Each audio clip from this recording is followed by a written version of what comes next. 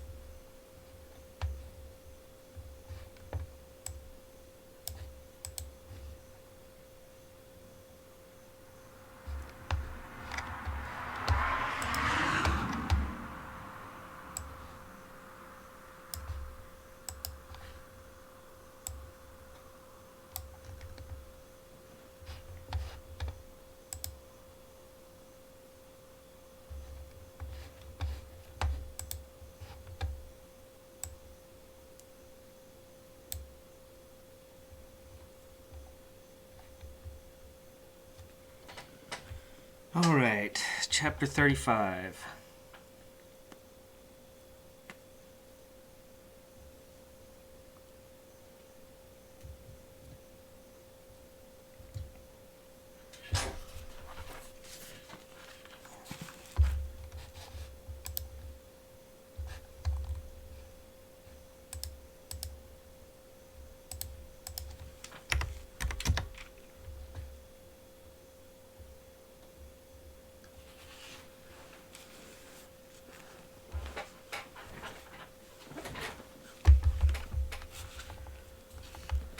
Alright, let's do this thing. God said to Jacob, "Arise, go up to Bethel and settle there. Make an altar there to the God who appeared to you when you fled from your brother Esau." So Jacob said to his household and to all who were with him, "Put away the foreign gods that are among you, and purify yourselves, and change your clothes. Then come, let us go up to Bethel, that I may make an altar there to the God who answered me in the day of my distress, and has been with me wherever I have gone."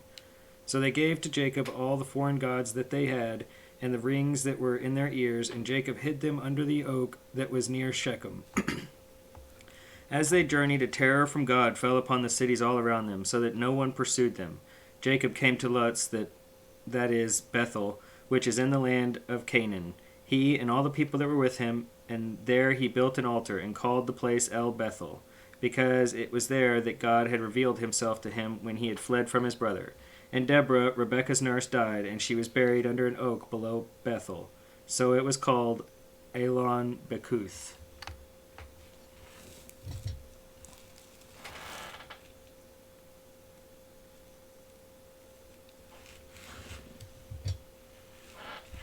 Says 35:1, the present narrative reflects a later judgment of non-Yahwistic ritual objects, like its parallels, Joshua 24, Judges 10, and Samuel 7.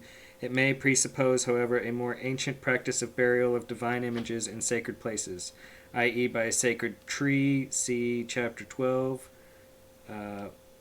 Verse 5 says, Jacob's fears proved to be unfounded, see 34:30. What were his fears? 34:30. Then Jacob said to Simeon and Levi, "You have brought trouble on me by making me odious to the inhabitants of the land, and Canaanites and Perizzites, and my numbers are few. And if they gather themselves against me and attack me, I shall be destroyed." In 5 it says, "As they journeyed, a terror from God fell upon the cities all around them, so that no one pursued them." Very well. Hi, welcome, me.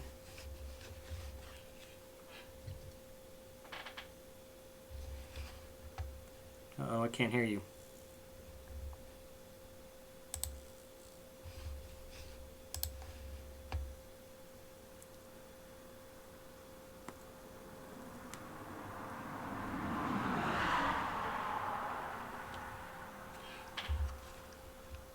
Well, that's a shame.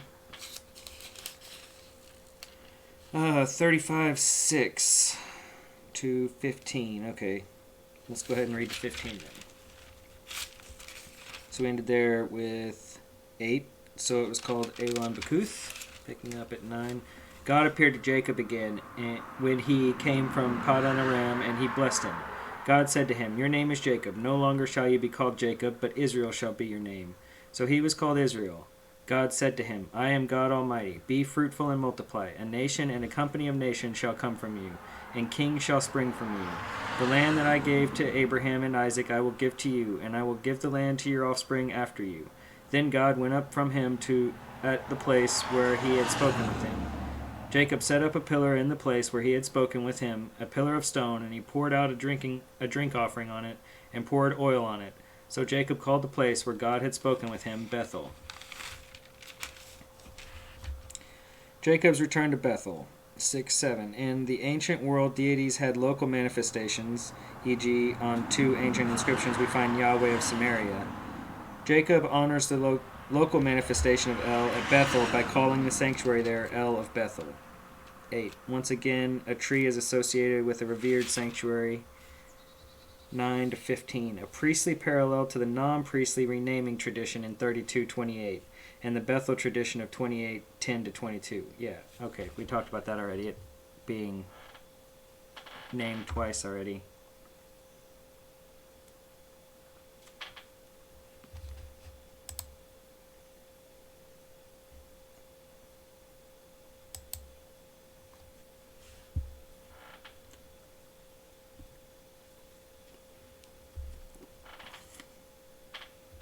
Hey, Bet, welcome.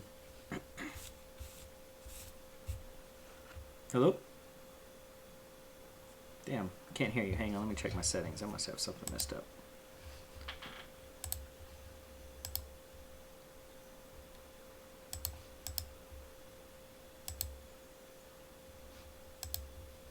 Alright, let's try again. Can you hear me now? I got you now, yeah. Right. Awesome. Cool. How are you doing, man? Doing good. Sweet. Glad you could join me. I'm just kind of reading chapter 35 and 36 of Genesis right now and checking out my notes, or the notes in the book I have. How are you? I'm good. I was in the middle of reading the Da Vinci Code. Oh, nice. Love that movie. Why'd you decide to start early?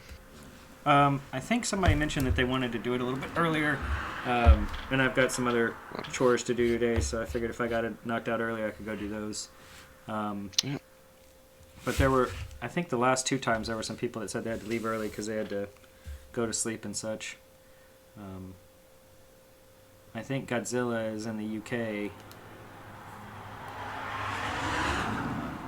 There was somebody else in here that was also over in Europe somewhere.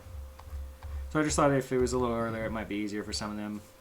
We'll see, though. Nobody showed up yet.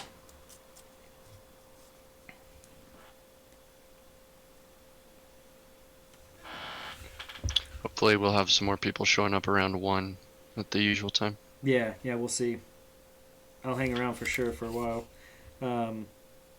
I think last week we finished 34, so I was just reading 35. I'm kind of to about verse 16. I think I've got it up here on my stream if you're seeing that as well. I'm following along on the website you sent me last time, Awesome, Bible Gateway. Yeah, I popped that up this time too, since it's just easier to read along the same. Alright, cool. Let's see. So 16 says that then they journeyed from Bethel, and when they were still some distance from Ephrath, Rachel was in childbirth, and she had hard labor. When she was in her hard labor, the midwife said to her, "Do not be afraid, for now you will have another son." As her soul was departed before she died, she named him Ben-Oni, but his father called him Benjamin. So Rachel died, and she was buried on the way to Ephrath, that is Bethlehem. And Jacob set up a pillar at her grave. It is the pillar of Rachel's tomb, which is there to this day.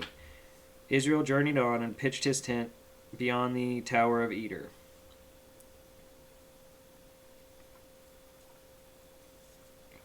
Let's see. So, my notes here say that dying in childbirth, Rachel gives an ominous name, "Son of my sorrow." That's what that name means. Interesting. In this instance, the father overrules the wife's naming and gives him a more propitious one, Benjamin. The son of the right hand is what Benjamin means. Refers either to a symbol of power or to give him, or to the tribe's position, to the right of Ephraim.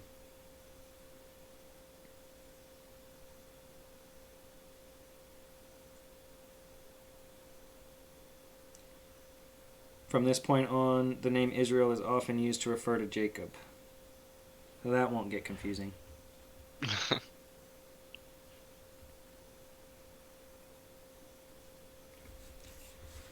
All right. While Israel lived in that land, Reuben went and lay with Bilhah, his father's concubine, and Israel heard of it. Now the sons of Jacob were 12. The sons of Leah, Reuben, Jacob's firstborn, Simeon, Levi, Judah, Issachar, and Zebulun. The sons of Rachel, Joseph and Benjamin. The sons of Bilhah, Rachel's maid, Dan and Naphtali. The sons of Zilpah, Leah's maid, Gad and Asher. These were the sons of Jacob who were born to him in Paddan Aram. Jacob came to his father Isaac at Mamre, or Kiriath Arba, that is Hebron, where Abraham and Isaac had resided as aliens. Now the days of Isaac were 180 years. And Isaac breathed his last. He died and was gathered to his people, old and full of days, and his sons Esau and Jacob buried him.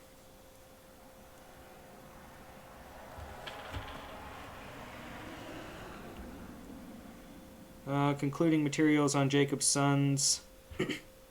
The aside describes how Reuben violated his father's honor by sleeping with Jacob's concubine, the servant of recently deceased Rachel. Later he will be cursed for this act in chapter 49. This is a part of a series of texts added to the early Jacob and Joseph narratives that explain Jacob's preference for Judah, and thus Judean kingship under David and his successors. Interesting.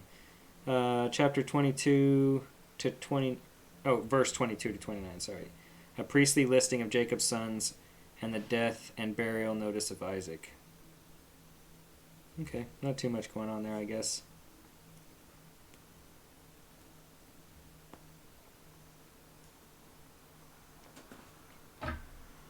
(36) We've got overview of the descendants of Esau and prior inhabitants of Edom and Seir. Before the narrative goes into detail on the descendants of Jacob, it gives an overview, largely priestly account, of the descendants of Esau, the firstborn son of Isaac. All right, let's see. Pick up, nice, 36. Welcome back, me.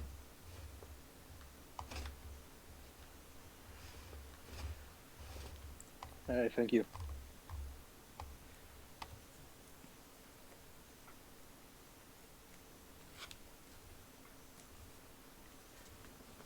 Haven't decided to change your name since April 1st, huh?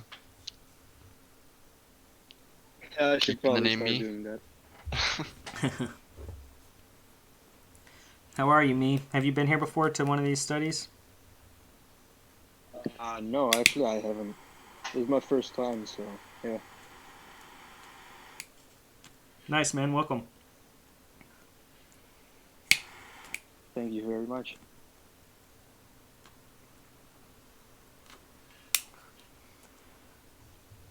We don't take it too seriously. Just read along a little bit and make comments when we have them, I suppose. I've got a study Bible here that I'm kind of referencing for notations and seeing what we learn. We're All right. Genesis chapter 36. I've got it up on my screen here, but I don't scroll fast enough to keep up. I can give you the link. It's on the BibleGateway.com if you want to follow along. Yeah, sure. Thank you. You're welcome. You want to tell us a little bit about your backstory? Are you a believer, non-believer? What denomination or anything? I've been an atheist. I've had an atheist upbringing pretty much, but then I had like a small phase where I became Christian, Okay. uh, around 16, I'd say, and now I'm just back to atheism, Okay. and I'm 18 right now. So yeah, That was quick lived. yeah. To put a big story short. Yeah.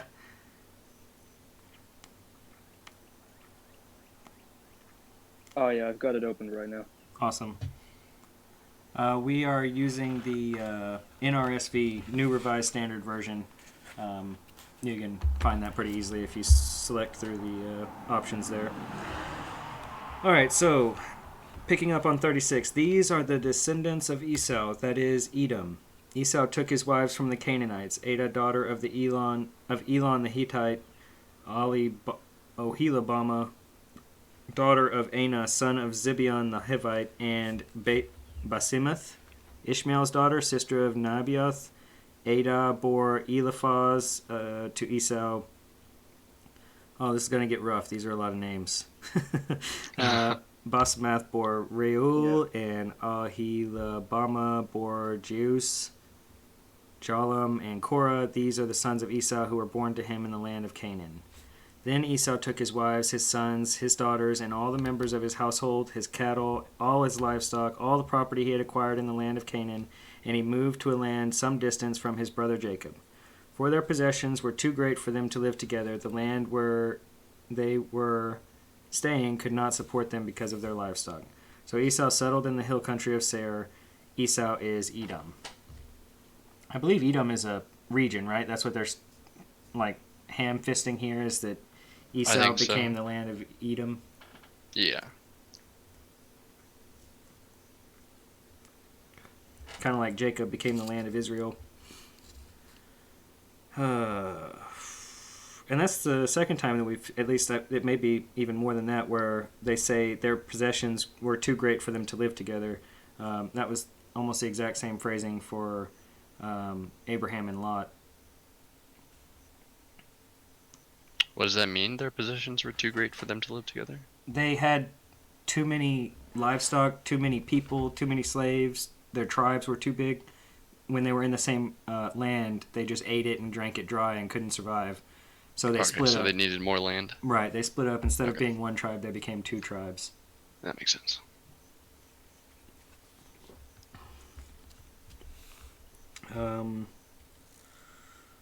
Let's see. Yeah, so we just did that. Now we're going to go back to more descendants. Okay, to more Edomites, I guess. These are the descendants of Esau, ancestors of the Edomites in the hill country of Seir. These are the names of Esau's sons: Eliphaz, son of Adah, the wife of Esau; Reuel, the son of Esau's wife Basemath. The sons of Eliphaz were Teman, Omar, Zepho, Gatan, and Kenaz.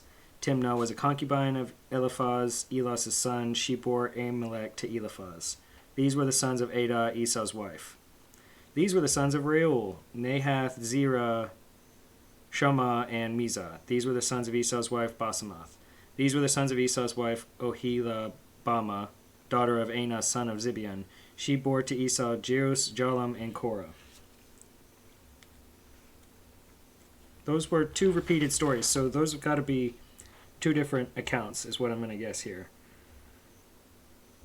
So going back to my notes, verse 2-3. Though this note agrees with other priestly material in stressing his intermarriage with foreigners, the names or parentage of Esau's wives are different here. I think I noticed that too while we were just reading them out this second time in verse 9.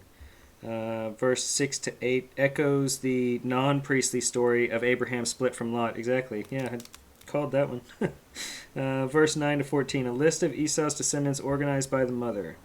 And then 9, repeated introduction may indicate that an earlier priestly overview of Esau's descendants began here. 15-19, which is where we're about to pick up now, is a list of clans of the sons of Esau that diverges slightly from verses 9-14 in its list of offsprings for Eliphaz. So I guess they're repeating these lineages for Esau, but they're each a little bit different. They're from different accounts, priestly and non-priestly, right?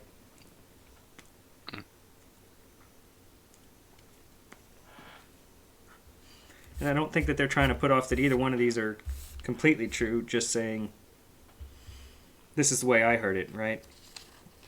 So picking up on 15. These are the clans of the sons of Esau. The sons of Eliphaz, the firstborn of Esau, the clans Timon, Omar, Zepho, Kenaz, Korah, Gatam, and Amalek. These are the clans of Eliphaz of the land of Edom. They are the sons of Adad. These are the sons of Esau's son Reuel, the clans Nahath, Zerah, Shammah, and Mizah. These are the clans of Reuel in the land of Edom. They are the sons of Esau's wife Basemath. These are the sons of Esau's wife Oholibamah, the clans Jeush, Jalam, and Korah. These are the clans born of Esau's wife Oholibamah, the daughter of Anah. These are the sons of Esau, that is Edom, and these are their clans. So everything from This 36 is super confusing. yeah, everything from 36 to right now, like the very first line to right now, has just been the same list of these kids. First it was all the kids, I think, and then the second one it was the sons, and now it's repeating the sons and saying they became clans. But each time they change the names slightly, if I can pick this out correctly. So yeah,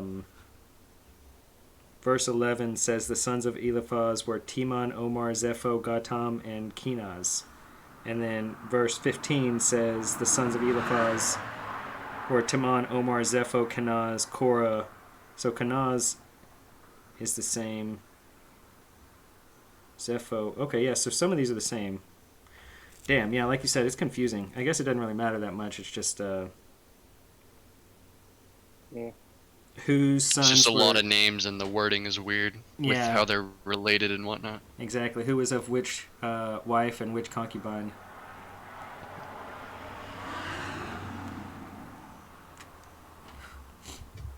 Alright, let's see. What else we got here? Okay, chapter or verse 20. These are the sons of Seir the Horite, the inhabitants of the land.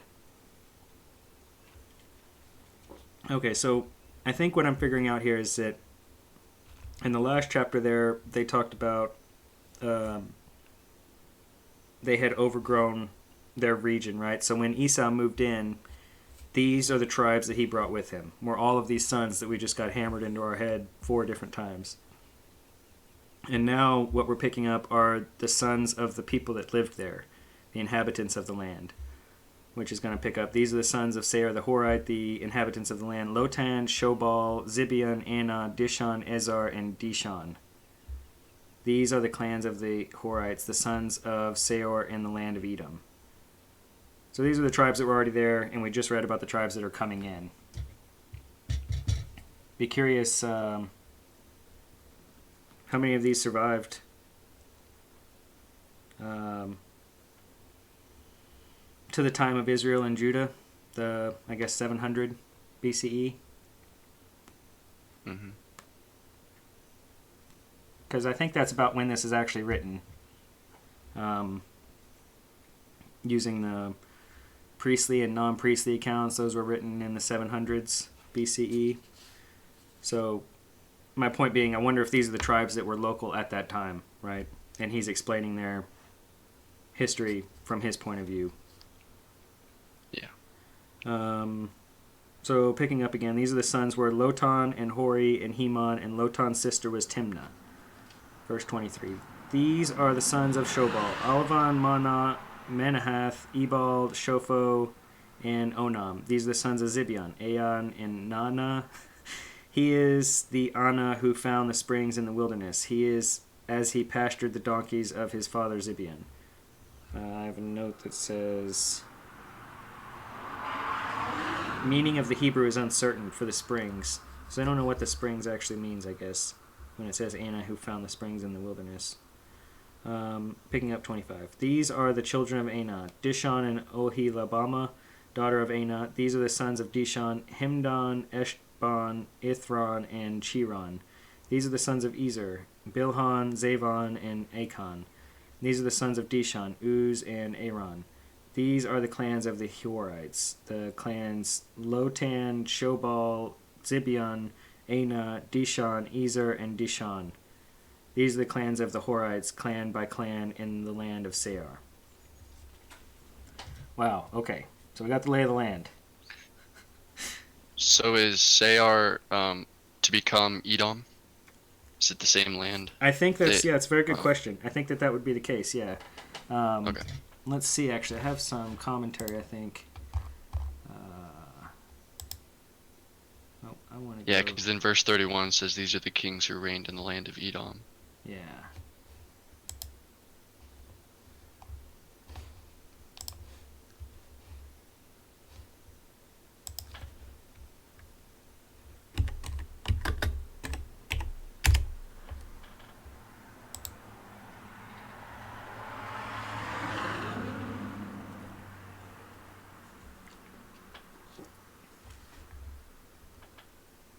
I was hoping they might have a whole commentary on the whole chapter. I guess that's what this is going to be right here.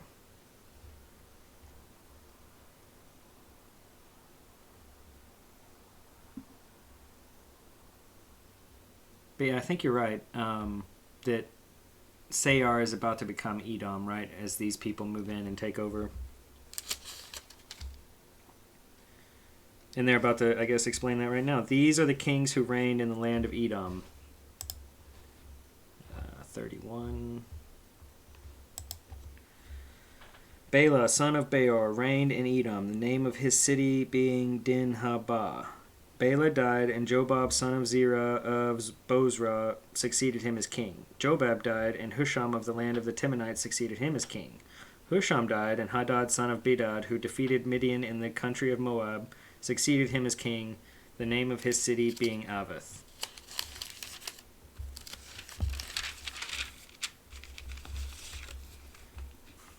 Hadad died, and Samlah of Mesrekah succeeded him as king. And Samlah died, the Shaul of Rehoboth on the Euphrates succeeded him as king. Shaul died, and Baal-Hanan, son of Akbor, succeeded him as king. Baal-Hanan, son of Akbor, died, and Hadar succeeded him as king, the name of his city being Pau. His wife's name was Mehetabel, the daughter of Matred, daughter of Mehezahab. These are the names of the clans of Esau, according to their families and their localities by their names. The clans Timnah, Alva, Zethah, Ohilabama, Elah, Pinon, Kenaz, Timon, Mibzar, Magdiel, and Eram. These are the clans of Edom, that is, Esau, the father of Edom, according to their settlements in the land that they held. Well, shit, that was a tough chapter. Yeah. After verse 40, a lot of those names were different compared to what we heard earlier I think you're right, yeah, I as being agree. his sons. And I thought Ohilabama was one of the That was one of his wives, wasn't wives, it? yeah, that's exactly Yeah. what I thought, yeah.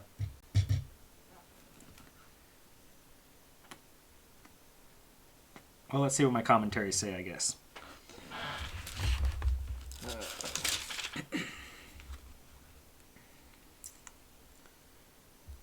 Okay, picking up at 15, which is where we were. A list of clans of the son of Esau that diverges slightly from verses 9 to 14 in its list of offsprings, verses 20 to 30. A list of clans of Horite inhabitants of Seir, which may have been originally understood as a region in Transjordan different from Edom.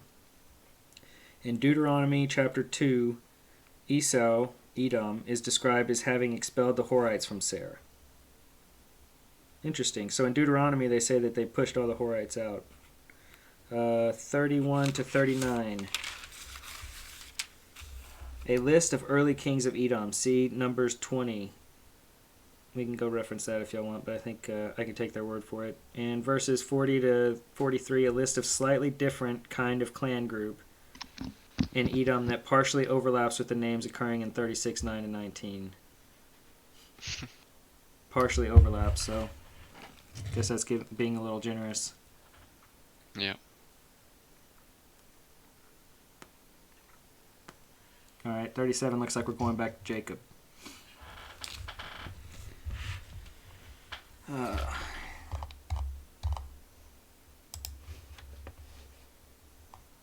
Any questions or comments, or want to look at anything else in that chapter before we move on to the next? How much commentary is in the book that you have? Does it like delve into like the specifics of almost like every verse? Or?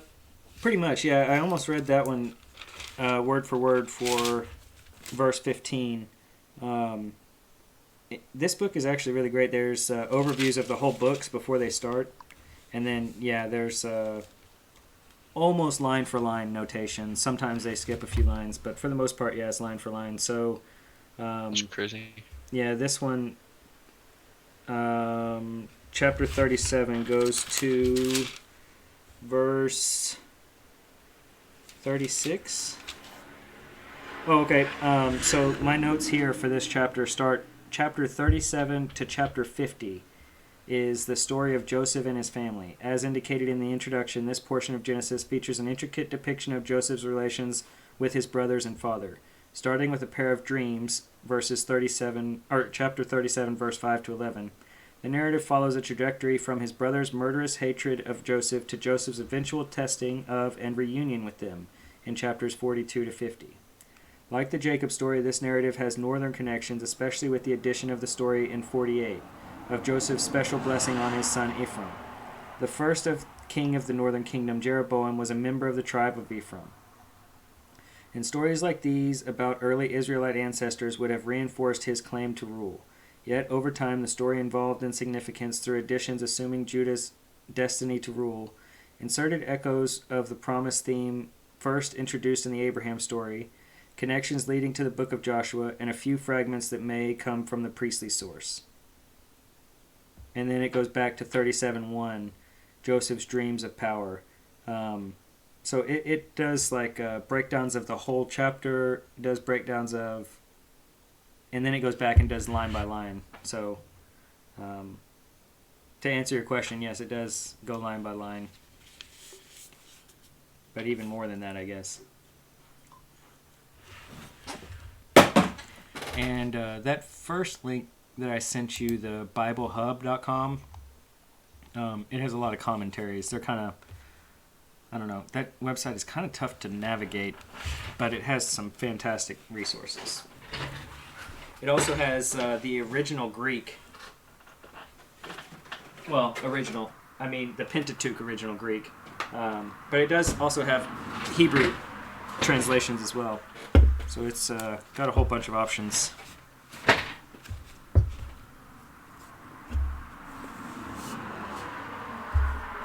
Sorry, getting a fresh beer.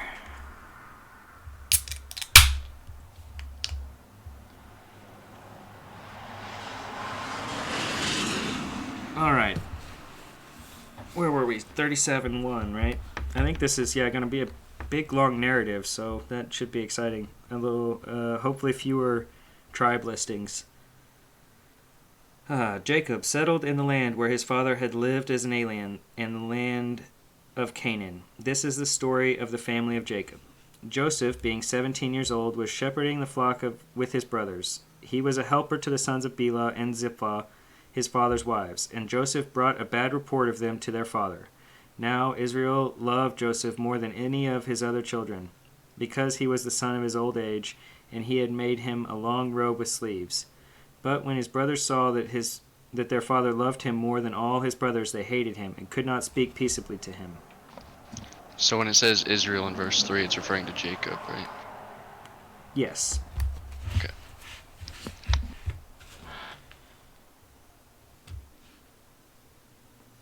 So my notes here say verse 1 to 11. These narratives open the remarkably cohesive story of Joseph and his brothers in chapters 37 to 50. Source critics have attempted to trace strands of the hypothesized Yahwistic and Elohistic source documents through the Joseph story. Thus, sections focusing on Reuben and the Midianites were assigned to the Elohist, while sections focusing on Judah and the Ishmaelites were assigned to J. Others suggested that an early Joseph story focused on Reuben was revised by an author who focused on Judah and referred to Jacob as Israel. Despite the presence of some additions and modifications, however, the essential unity of the Joseph story is clear. Verse 2a, it says, "This is the story. Despite the different translations here in NRSV, this heading is identical with those in all the other chapters that refer to the descendants of given figure. Here it identifies what follows as concerning the descendants of Jacob, that is, Joseph and his brothers. According to the priestly narrative, Joseph tattled on his brothers. The non-priestly narrative, verse 3, explains his brother's antagonism toward him as resulting from jealousy about Jacob's love. Joseph is favored as the eldest of the children of Jacob by his favorite wife, Rachel. The long robe with sleeves is a royal garment, anticipating Joseph's future status. At this point in the story, neither the reader nor the brothers know how this will come about. Verse 5. We haven't gotten there yet, but let's go ahead and see what it says. This first dream report predicts Joseph's domination of his brothers. The story may intend to predict the future rule of Jeroboam, a member of the Joseph tribe of Ephraim, over the other tribes of northern Israel. Okay. Referring to the book of Kings, chapter 11 and 12.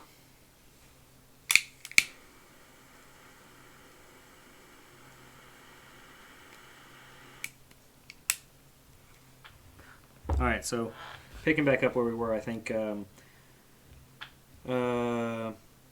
once Joseph had a dream, and when he told it to his brothers, they hated him even more. He said to them, "Listen to this dream that I dreamed. There we were, binding sheaves in the field. Suddenly my sheaf rose and stood upright. Then your sheaves gathered around it and bowed down to my sheaf." His brothers said to him, "Are you indeed to reign over us? Are you indeed to have dominion over us?" So they hated him even more because of his dreams and his words. He had another dream, and told it to his brothers, saying, "Look, I have had another dream. The sun, the moon, and 11 stars were bowing down to me." But when he told it to his father and to his brothers, his father rebuked him and said to him, "What kind of dream is this that you have had? Shall we indeed come, I and your mother and your brothers, and bow to the ground before you?"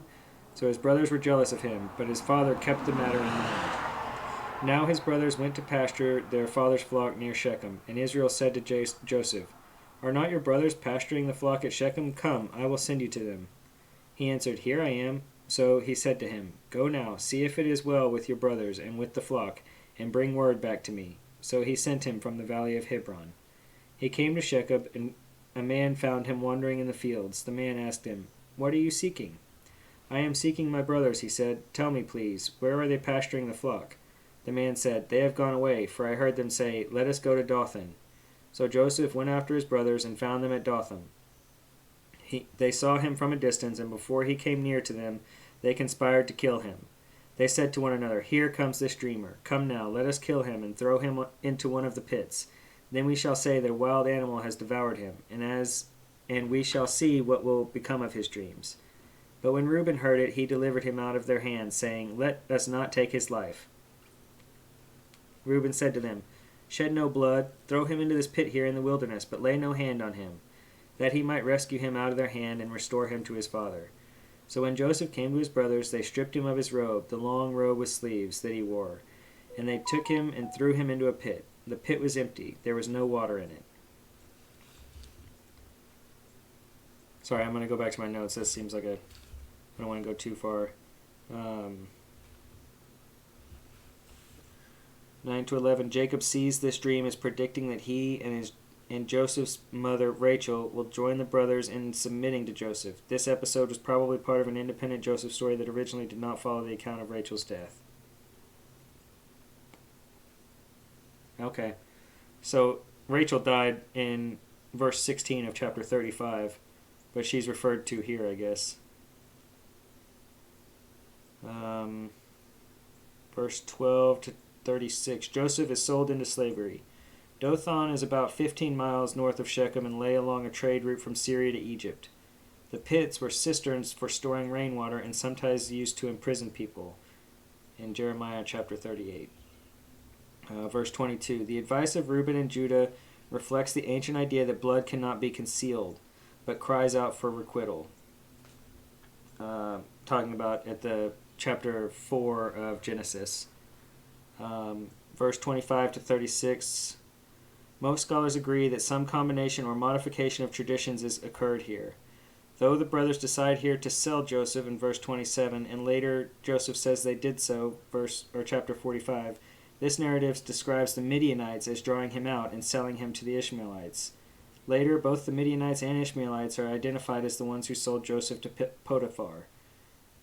chapter or verse 25, Gilead in northern Transjordan was famous for its balm and aromatic resin used in healing.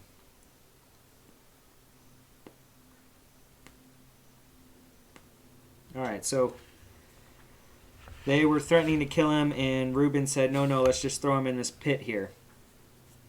So we'll pick up where we left off. Then they sat down to eat, and looking up they saw a caravan of Ishmaelites coming from Gilead, and their camels were carrying gum, balm, and resin on their way to carry it down to Egypt. Then Judah said to his brothers, "What profit is it if we kill our brother and conceal his blood? Come, let us sell him to the Ishmaelites and not lay our hands on him, for he is our brother, our own flesh." And his brothers agreed. When some Midianite traders passed by, they drew Joseph up, lifting him out of the pit, and sold him to the Ishmaelites for 20 pieces of silver. And they took Joseph to Egypt. It's so funny now, after recognizing the two alternate intertwined stories basically throughout so far in the whole Genesis that we've read, with Noah's Ark and Abraham's stories, and now this, the way that those two stories are intertwined. I never noticed it before, but now that I recognize it, I see it everywhere. Like here in just this verse 25 to verse 28, they go from the brothers say, "What profit is it if we kill the brother and conceal his blood? Come, let us sell him to the Ishmaelites," to just 2 lines later it says, "When Midianites traders passed by, they drew Joseph up, lifting him out of the pit, and sold him to the Ishmaelites."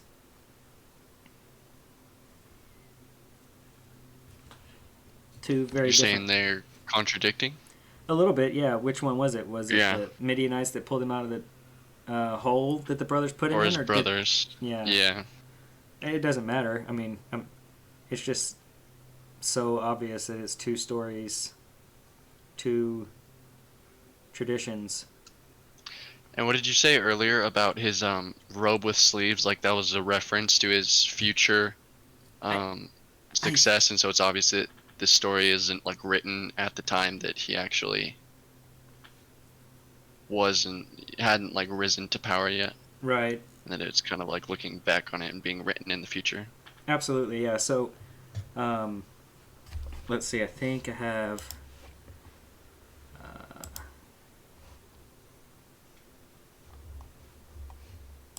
I'm not sure. Okay, so Exodus would have happened in 1500, thereabouts, if you try to do the math in the Bible, which would have been Moses taking them out of Egypt, right? So this is well before that. And this book was written in the 700s, so this book is written 700 years after the supposed events.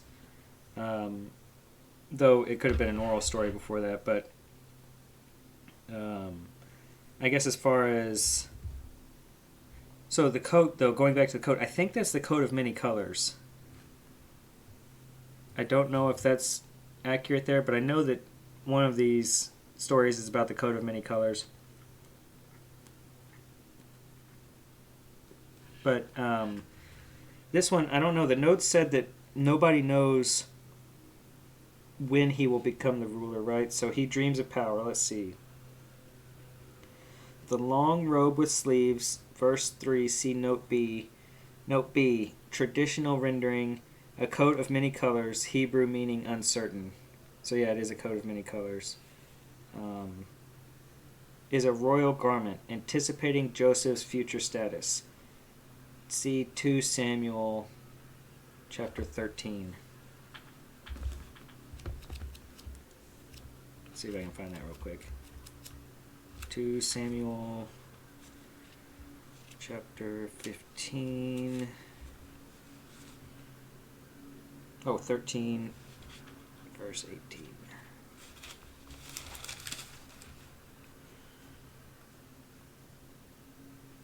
Okay, I'm going to start at verse 15. Then Nathan went to his house. The Lord struck the child that Uriah's wife bore to David, and it became very ill. David therefore pleaded with God for the child. David fasted and went in and lay all night on the ground. The elders of his house stood beside him, urging him to rise from the ground, but he would not, nor did he eat food with them. On the seventh day the child died, and the servants of David were afraid to tell him that the child was dead.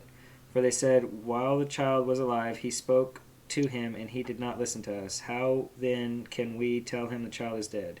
He may do himself some harm. Did I misunderstand that? What? Verse 18? Oh, sorry, yeah, I'm on the wrong chapter. Chapter 12 is what I was doing. Chapter 13, verse 18. Right? Chapter 13, verse 18. Now she was wearing a long robe with sleeves, for this is how the virgin daughters of the king were clothed in earlier times. So his servant put her out and bolted the door after her. But Tamar put ashes on her head and tore the long robe that she was wearing. She put her hand on her head and went away, crying aloud as she went. Yeah, I don't understand that reference quite either, but I guess it's the same. We're talking about a coat of long colors being worn by a princess.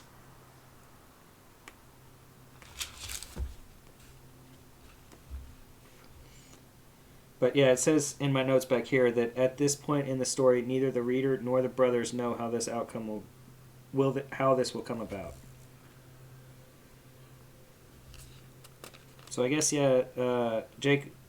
Jacob or Israel, whatever, gave his son Joseph a coat of many colors that was super special.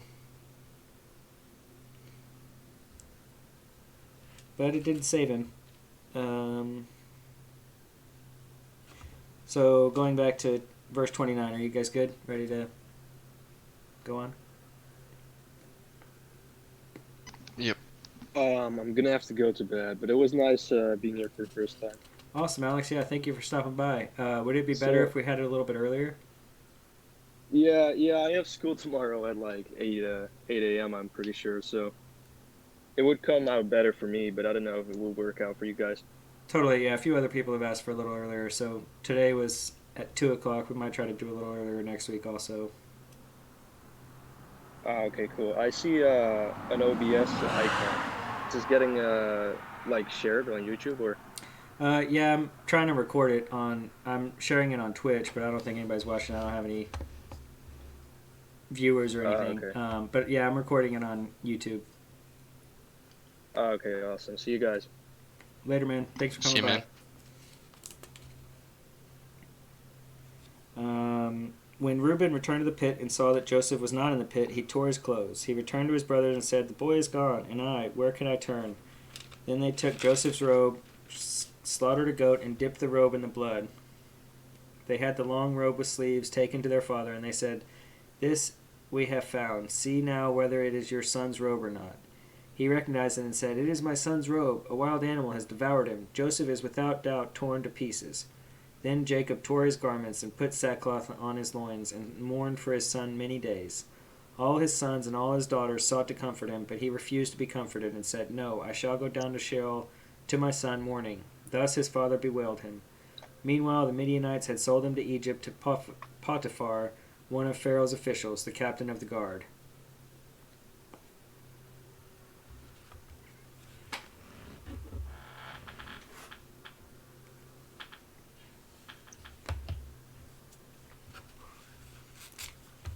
Let's see.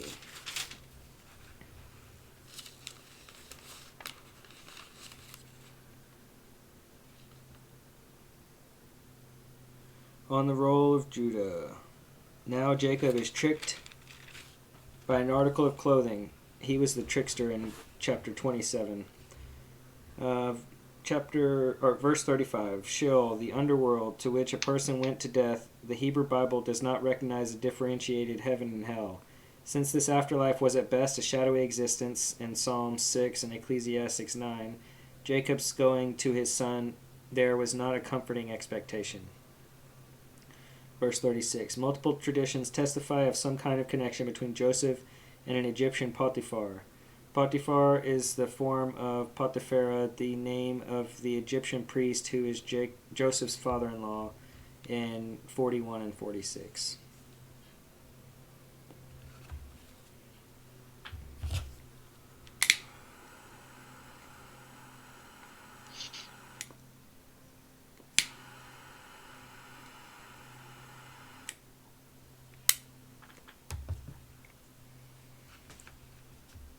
All right. Chapter 38. Is this working for you? Do you want to change it up a little bit and just skim these chapters? Or are you good reading them? What'd you say? Sorry. Are you good reading them, or do you want to? Would you prefer to just skim them and try to get through them a little quicker? I guess I'm kind of enjoying the stories. Yeah, I'm enjoying the stories. I've never read the Bible in my life, so this is all new to me. I'm good. No, I'm good with how we're doing it. Cool. Chapter 38. It happened at that time that Judah went down from his brothers and settled near a certain Adullamite whose name was Hirah. There Judah saw the daughter of a certain Canaanite whose name was Shua, and he married her and went into her. She conceived and bore a son, and he named him Again she conceived and bore a son, whom she named Onan. Yet again she bore a son, and she named him Shelah. She was in Shezab when she bore him. Judah took a wife for his firstborn. Her name was Tamar. But Judah's firstborn, was wicked in the sight of the Lord, and the Lord put him to death. Then Judah said to Onan, "Go in to your brother's wife and perform the duty of a brother-in-law to her. Raise up offspring for your brother." But since Onan knew that the offspring would not be his, he spilled his semen on the ground whenever he went in his brother's wife, so that he would not give offspring to his brother. What he did was displeasing in the sight of the Lord, and he put him to death also. Then Judah said to his daughter-in-law Tamar, "Remain a widow in your father's house until my son Shelah grows up." For he feared that he too would die like his brothers. So Tamar went to live in her father's house.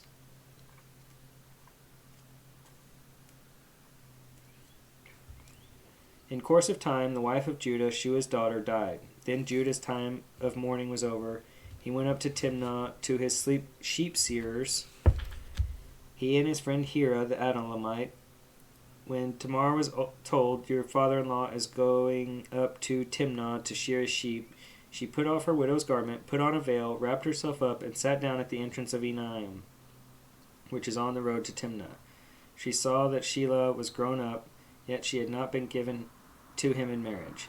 When Judah saw her, he thought her to be a prostitute, for she had covered her face. He went over to her at the roadside and said, "Come, let me come in to you." For he did not know that she was his daughter-in-law. She said, "What will you give me that you may come in to me?" He answered, "I will send you a kid from the flock." And she said, "Only if you give me a pledge until you send it." He said, "What pledge shall I give you?" She replied, "Your signet and your cord, and the staff that is in your hand." So he gave them to her, and went into her, and she conceived by him. Then she got up and went away. Taking off her veil, she took up the garments of her widowhood. When Judah sent the kid by his friend the Adullamite to recover the pledge from the woman, he could not find her. He asked the townspeople, "Where is the temple prostitute who was at Enaim by the wayside?" But they said, "No prostitute has been here." So he returned to Judah and said, "I have not found her." Moreover, the townspeople said, "No prostitute has been here." Judah replied, "Let her keep the things as her own, otherwise we will be laughed at. You see, I sent this kid, and you could not find her." About 3 months later, Judah was told, "Your daughter-in-law Tamar has played the whore. Moreover, she is pregnant as a result of whoredom." And Judah said, "Bring her out, and let her be burned." As she was being brought out, she sent word to her father-in-law, It was the owner of these who made me pregnant." And she said, "Take note, please, whose these are, the signet, the cord, and the staff." When Judah acknowledged them and said, "She is more in the right than I, since I did not give her my son Shelah," and he did not lie with her again. When the time of her delivery came, there were twins in the womb. While she was in labor, one put out a hand, and the midwife took and bound in his hand a crimson thread, saying, "This one came out first." But just then he drew back his hand, and out came his brother. And she said, "What a breach you have made for yourself." Therefore he was named Perez. Afterwards his brother came out with the crimson thread in his hand, and he was named Zerah. That crimson hand part's kind of funny.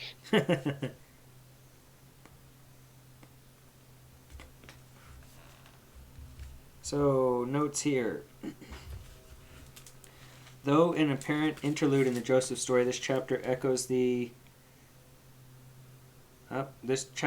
elements of chapter 37, anticipates themes for the upcoming Joseph story. Yet this story contrasts with most of this part of Genesis in its focus on Judah, not Joseph.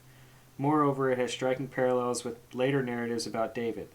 Both elements, the focus on Judah and anticipation of David, link 38 and 30, with a sequence of episodes starting in 30, 34, and 35 that compare for Jacob's blessing of Judah and prediction of the Davidic dynasty in chapter 49. Adullam, a town where David later built up his mercenary army. The locals in this narrative are appropriately in the territory of the tribe of Judah. Judah's wife, the daughter of Shua, anticipates the later Bathsheba of the David and Solomon narratives. Links to the David and Solomon story continue with mention of Tamar. Chapter 8 or verse 8. According to the ancient custom of Levirate marriage, the duty of a brother-in-law was to father a male descendant for his deceased brother and thus perpetuate his name and inheritance. Onan's death was attributed to his refusal to perform this duty, thus endangering Judah's line, probably by coitus interruptus rather than onanism or masturbation. Verse 11. Judah apparently fears that the death of his sons resulted in Tamar's sinister power. Verse 12, Tamar tricked Judah into playing the role of the brother-in-law by dressing as a prostitute. The signet was a seal, often suspended from the neck with a cord, used to sign documents, though some interpret the Hebrew here for holy woman as referring to a temple prostitute. It is unlikely that there was an institution of sacred prostitution in ancient Israel. Some commentators propose that Judah's Adulamite friend is just delicately referring to the missing prostitute as a similarly unattached holy woman. Verse 24, stoning was the usual punishment for adultery, although burning was prescribed for exceptional causes. The presentation of evidence to Judah here echoes the presentation of the bloody robe to Jacob in 37. 27, the birth of Judah's twins is depicted in terms similar to that of Jacob and Esau. The final link of this chapter to the David narrative occurs with Perez, the firstborn and ancestor of David. Interesting. 39 is going to be Joseph's success, temptation, and imprisonment. Now Joseph was taken down to Egypt, and Potiphar, the officer of Pharaoh, the captain of the guard, an Egyptian, bought him from the Ishmaelites who had brought him down there. The Lord was with Joseph, and he became a successful man. He was in the house of his Egyptian master. His master saw that the Lord was with him, and that the Lord caused all that he did to prosper in his hand. So Joseph found favor in his sight and attended him. He made him overseer of the house and put him in charge of all that he had. From the time that he had made him overseer in the house and over all that he had, the Lord blessed the Egyptian's house for Joseph's sake. The blessing of the Lord was on all that he had, in the house and field. So he left all that he had in Joseph's charge, and with him there he had no concern for anything but the food that he ate. Now Joseph was handsome and good-looking, and after a time his master's wife cast her eyes on Joseph and said, "Lie with me." But he refused and said to his master's wife, "Look, with me here my master has no concern about anything in the house, and he has put everything that he has in my hand. He is not greater in his house than I am, nor has he is not greater in this house than I am, nor has he kept back anything from me except yourself, because you are his wife. How then could I do this great wickedness and sin against God?" And although she spoke to Joseph day after day, he would not consent to lie beside her or to be with her. One day, however, when he went into the house to do his work, and while no one else was in the house, she caught hold of his garment, saying, "Lie with me." But he left his garment in her hand and fled, and ran outside. When she saw that he had his garment in her hand and had fled outside, she called out to the members of the household and said to them, "See, my husband has brought among us a Hebrew to insult us. He came in to me and lie with me, and I cry out with a loud voice, and when he heard me raise my voice and cry out, he left his garment beside me and fled outside." Then she kept his garment by her until his master came home. And she told him the same story, saying, "The Hebrew servant whom you have brought among us came in to me to insult me. But as soon as I raised my voice and cried out, he left his garment beside me and fled outside." So his garments, his robe, he just fled butt naked. Sounds like it. When his master heard the words that his wife spoke to him, saying, "This is the way your servant treated me," he became enraged. And Joseph's master took him and put him into the prison, the place where the king's prisoners were confined, and he remained there in prison. But the Lord was with Joseph and showed him steadfast love. He gave him favor in the sight of the chief jailer. The chief jailer committed to Joseph's care all the prisoners who were in the prison, and whatever was done there, he was the one who did it. The chief jailer paid no heed to anything that was in Joseph's care, because the Lord was with him, and whatever he did, the Lord made prosper. Guy, whatever he touches is just amazing. Yep. Put him in jail, and the chief jailer makes him head of the jail.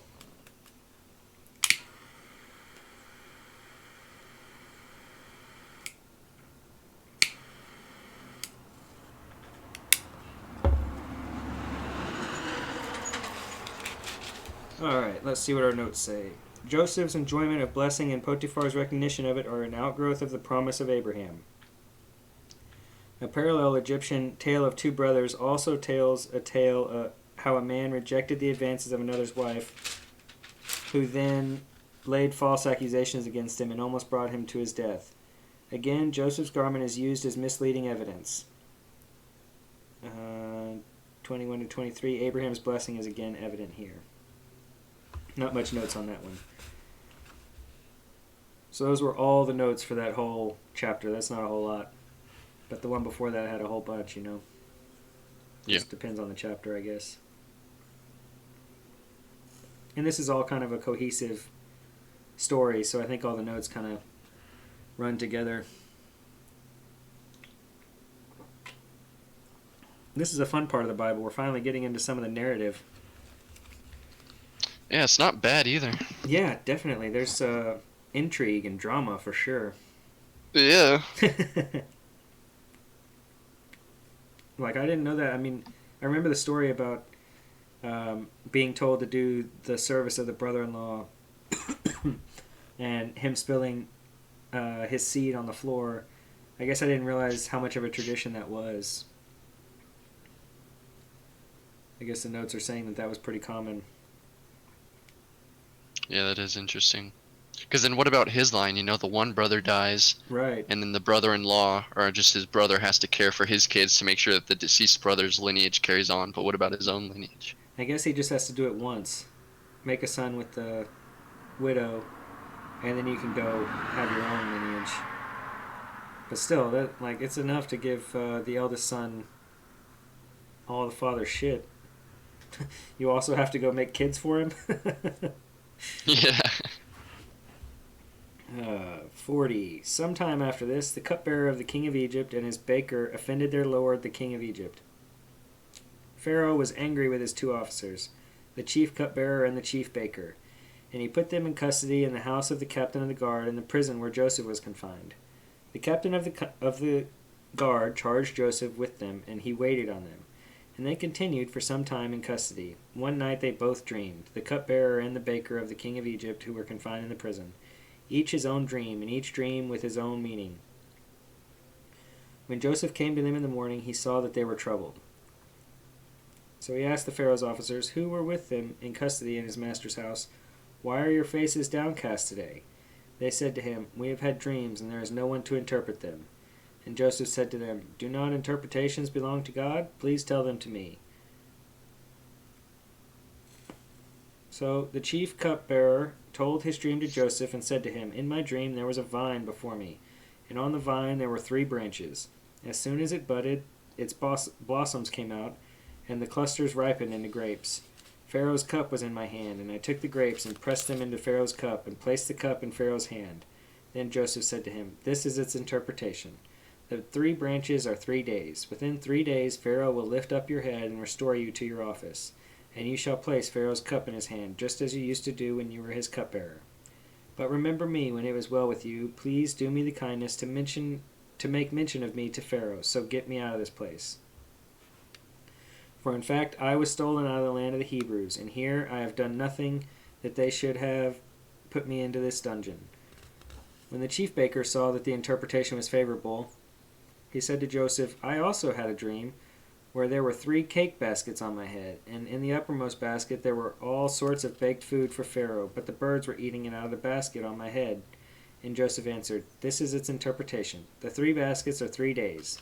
Within 3 days Pharaoh will lift up your head from you and hang you on a pole, and the birds will eat the flesh from you." On the 3rd day, which was Pharaoh's birthday, he made a feast for all his servants. He lifted up the head chief cupbearer and the head chief baker among his servants. He restored the cupbearer to his cupbearing, and he placed the cup in Pharaoh's hand. But the chief baker was hanged, just as Joseph had interpreted to them. Yet the chief cupbearer did not remember Joseph, but forgot him. What a weird chapter. Yeah. I just love the succinctness of that last bit. But the cupbearer did not remember Joseph, he forgot him. Yeah.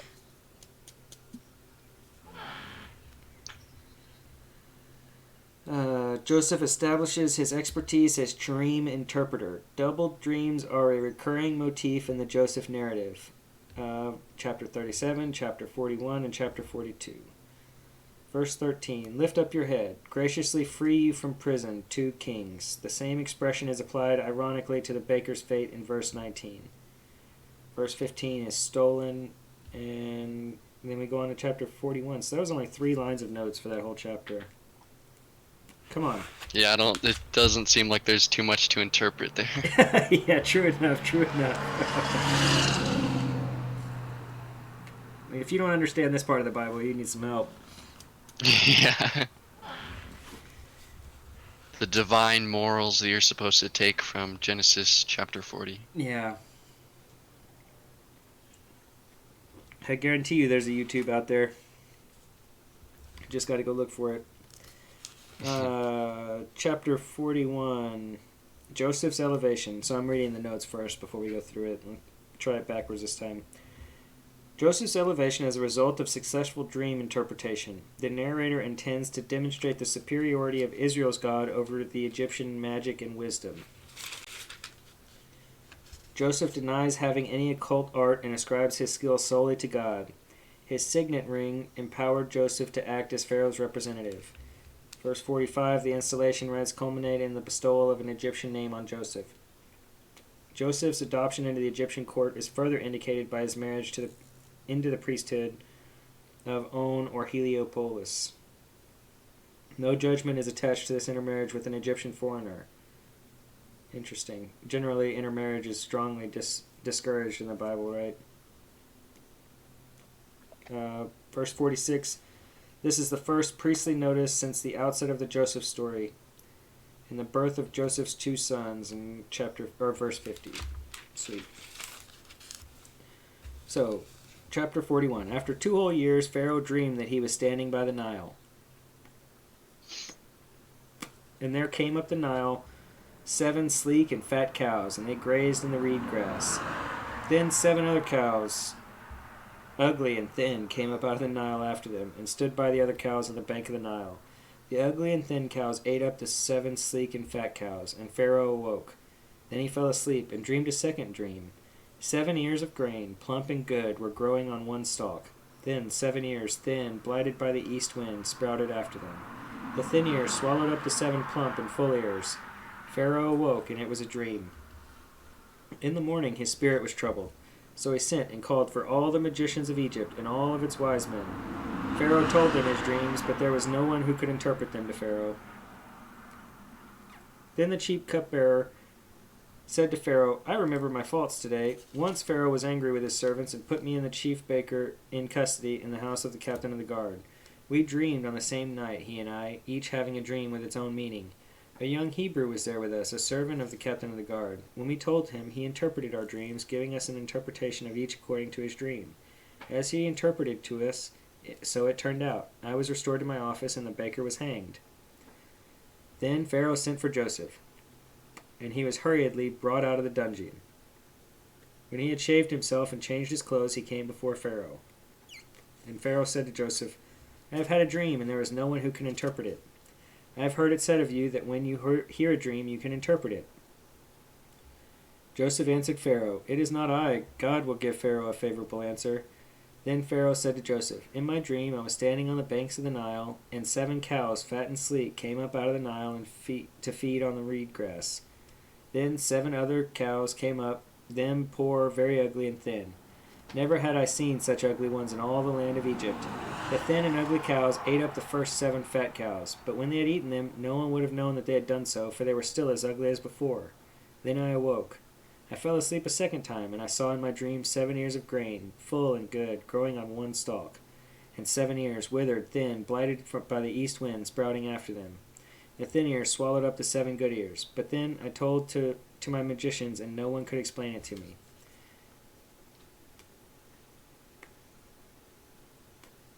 Then Joseph said to Pharaoh, Pharaoh's dreams are one and the same. God has revealed to Pharaoh that he is about to do.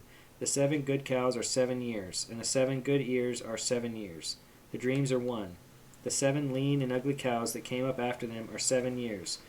As they are 7 empty ears blighted by the east wind, they are 7 years of famine. It is as I told Pharaoh. God has shown to Pharaoh what he is about to do. There will come 7 years of great plenty throughout all the land of Egypt. After them there will arise 7 years of famine, and all the plenty will be forgotten in the land of Egypt. The famine will consume all the land. The plenty will no longer be known in the land because of the famine that will follow, for it will be very grievous. And the doubling of Pharaoh's dream means that the thing is fixed by God, and God will shortly bring it about. Now, therefore, let Pharaoh select a man who is discerning and wise, and set him over the land of Egypt. Let Pharaoh proceed to appoint overseers of the land, and take 1/5 of the produce of the land of Egypt during the 7 plenteous years. Let them gather all the food of these good years that are coming, and lay up grain under the authority of Pharaoh for food in the cities, and let them keep it. That food shall be a reserve for the land against the 7 years of famine that are to befall the land of Egypt, so that the land may not perish through the famine. It's funny how anytime a number's involved in the dreams, it's always a length of time. Yeah. The proposal pleased Pharaoh and all his servants.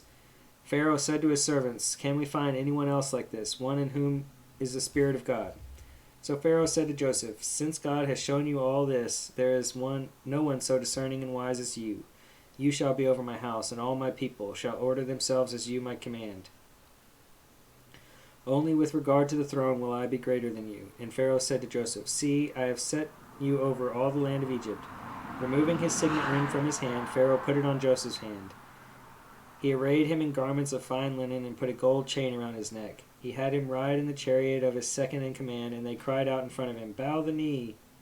Thus he set him over all the land of Egypt. Moreover, Pharaoh said to Joseph, I am Pharaoh, and without your consent no one shall lift up hand or foot in all the land of Egypt. Pharaoh gave Joseph the name Zephanath-Paneah, and he gave him Asenath, daughter of Potiphera, prince of On, as his wife. Thus Joseph gained authority over the land of Egypt.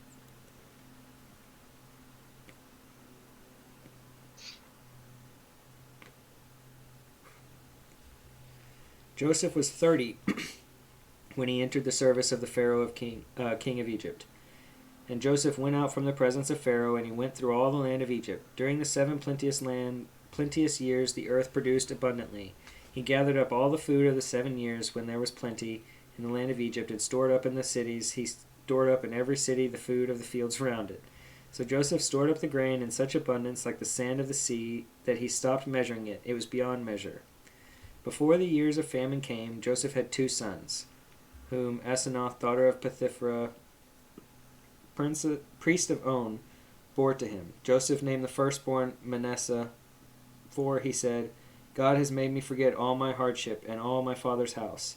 The second he named Ephraim, for God has made me fruitful in the land of my misfortunes. The 7 years of plenty had prevailed in the land of Egypt come to an end, and the 7 years of famine began to come, just as Joseph had said. There was famine in every country, but throughout the land of Egypt there was bread. When all the land of Egypt was famished, the people cried to Pharaoh for bread. Pharaoh said to the Egyptians, Go to Joseph. What he says to you, do. And since the famine had spread over all the land, Joseph opened all the storehouses and sold to the Egyptians, for the famine was severe in the land of Egypt. Moreover, the world came to Joseph in Egypt to buy grain, because the famine became severe throughout the world. Must have had a lot of grain. Yeah. Good planner. Mm-hmm.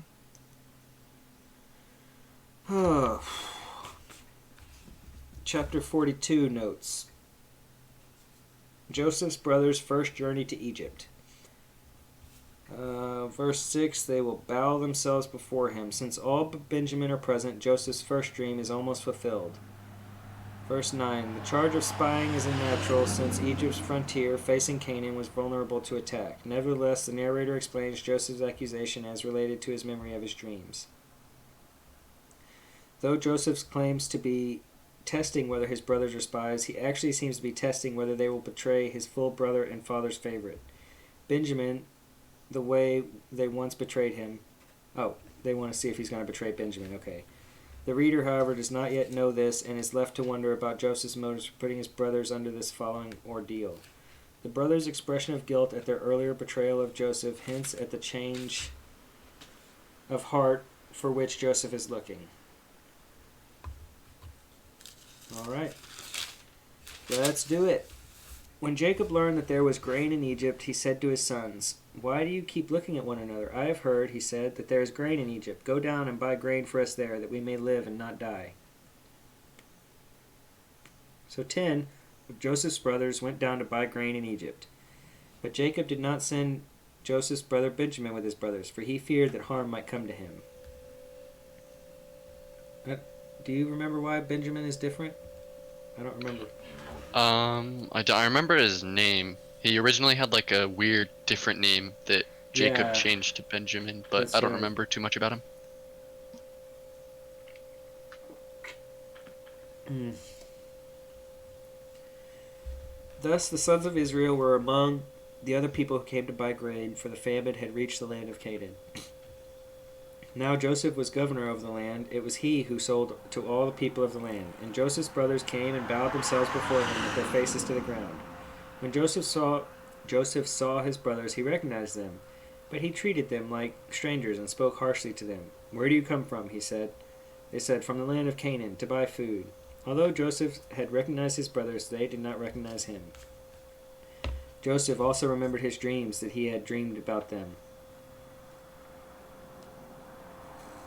He said to them, "You are spies. You have come to see the nakedness of the land." They said to him, "No, my lord. Your servants have come to buy food. We are all sons of one man. We are honest men. Your servants have never been spies." But he said to them, "No, you have come to see the nakedness of the land." They said, "We are your servants, our 12 brothers, the sons of a certain man in the land of Canaan. The youngest, however, is now with our father, and one is no more." But Joseph said to them, "It is just as I have said to you. You are spies. Here is how you shall be tested. As Pharaoh lives, you shall not leave this place until your youngest brother comes here. Let one of you go and bring your brother, whilst the rest of you remain in prison, in order that your words may be tested, whether there is truth in you. Or else, as Pharaoh lives, surely you are spies." And he put them all together in prison for 3 days. On the 3rd day, Joseph said to them, "Do this, and you will live, for I fear God. If you are honest men, let one of your brothers stay here where you are in prison. The rest you shall go and carry grain for the famine of your households, and bring your youngest brother to me. Thus your words will be verified, and you shall not die." And they agreed to do so. They said to one another, "Alas, we are paying the penalty for what we did to our brother. We saw his anguish when he pleaded with us, but we would not listen. That is why this anguish has come upon us." Then Reuben said to them, "Did I not tell you not to wrong the boy? But you would not listen. So now here comes reckoning for his blood." They did not know that Joseph understood them, since he spoke with them through an interpreter. He turned away from them and wept. Then he returned and spoke to them. And he picked out Simeon and had him bound before their eyes.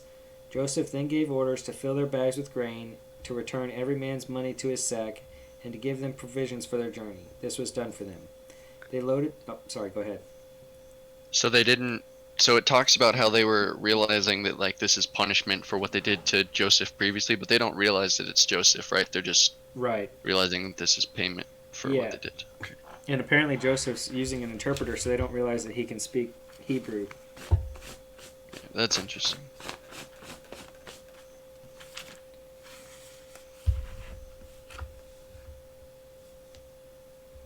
They loaded their donkeys with their grain and departed.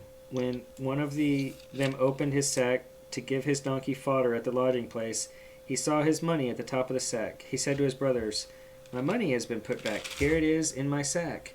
At this they lost heart and turned trembling to one another, saying, "What is this God has done to us?"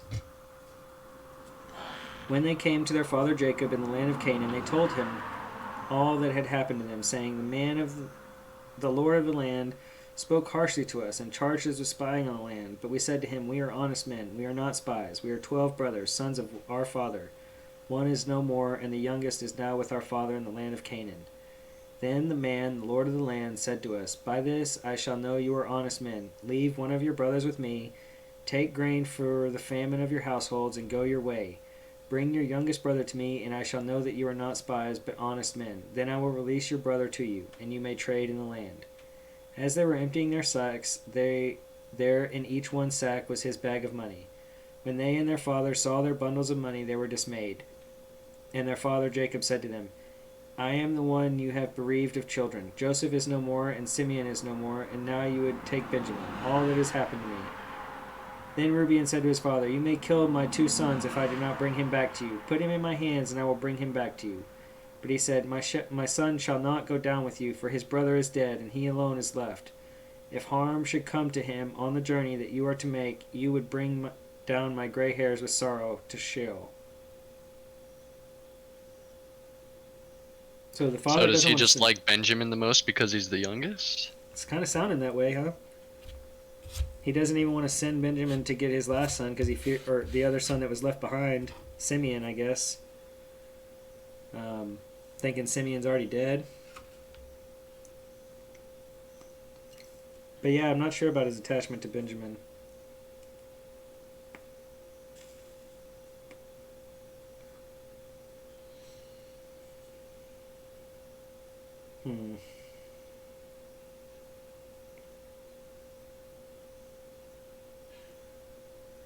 Alright, on to 43. Now the famine was severe in the land, and when they had eaten up the grain that they had brought from Egypt, their father said to them, "Go again, buy us a little more food." But Judah said to him, "The man solemnly warned us, saying, 'You shall not see my face unless your brother is with you.' If you will send our brother with us, we will go down and buy your food. But if you will not send him, we will not go down. For the man said to us, 'You shall not see my face unless your brother is with you.'" Israel said, "Why did you treat me so badly as to tell the man that you had another brother?" They replied, "The man questioned us carefully about ourselves and our kindred, saying, 'Is your father still alive? Have you any brother?' What we told him was an answer to these questions. Could we in any way know that he would say, 'Bring your brother down'?" Then Judah said to his father Israel, "Send the boy with me, and let us be on our way, so that we may live and not die, you and we, and also our little ones. I myself will be surety for him. You can hold me accountable for him. If I do not bring him back to you and set him before you, then let me bear the blame forever. If we had not delayed, we would have returned twice."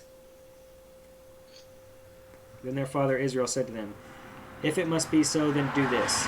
Take some of the choice fruits of the land in your bags and carry them down as a present to the man, a little balm and a little honey, gum, resin, pistachio nuts, and almonds. Take double the money with you. Carry back with you the money that was returned in the top of your sacks. Perhaps it was an oversight. Take your brother also, and be on your way again to the man. May God Almighty grant you mercy before the man, so that he may send you back with your brother and Benjamin. As for me, if I am bereaved of my children, I am bereaved." So the men took the present, and they took double the money with them, as well as Benjamin. Then they went on their way down to Egypt and stood before Joseph. When Joseph saw Benjamin with them, he said to the steward of the house, "Bring the men into the house, and slaughter an animal, and make ready, for the men are to dine with me at noon." The man did as Joseph said, and brought the men into Joseph's house. Now the men were afraid, because they were brought to Joseph's house, and they said, "It is because of the money, replaced in our sacks the first time, that we have been brought in, so that they may have an opportunity to fall upon us, and make slaves of us, and take our donkeys." So they went up to the stewards of Joseph's house, and spoke with him in the entrance of the house. They said, "Oh, my lord, we come down the first time to buy food. And when we came to the lodging, we opened our sacks, and there was each one's money on top of our sack, the money in full weight. So we have brought it back with us. Moreover, we have brought down with us additional money to buy food. We do not know who put our money in our sacks." He replied, "Rest assured, do not be afraid. Your God and the God of your father must not put treasure in your sacks for you. I received your money." Then he brought Simeon out to them. When the steward had brought the men into Joseph's house and given them water, they washed their feet, and when they had given their donkeys fodder, they made the present ready for Joseph's coming at noon, for they had heard that they would dine there. When Joseph came home, they brought him the present that they had carried into his house, and bowed to the ground before him. He inquired about their welfare and said, "Is your father well, the old man of whom you spoke? Is he still alive?" They said, "Your servant, our father, is well. He is alive." And they bowed their heads and did obeisance. Obeisance? How do you say that?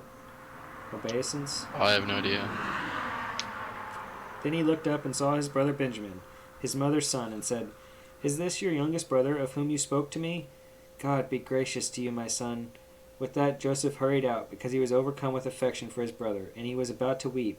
So he went into a private room and wept there. Then he washed his face and came out, controlling himself. He said, "Serve the meal." They served him by himself, and them by themselves, and the Egyptians who ate with them by themselves, because the Egyptians could not eat with the Hebrews, for that is an abomination to the Egyptians.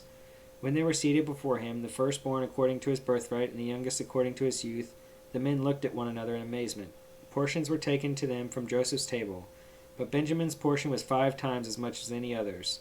So they drank and were merry with him. I guess Benjamin was not there when Joseph was cast into the well. Maybe not. I would assume that's why he got 5 times.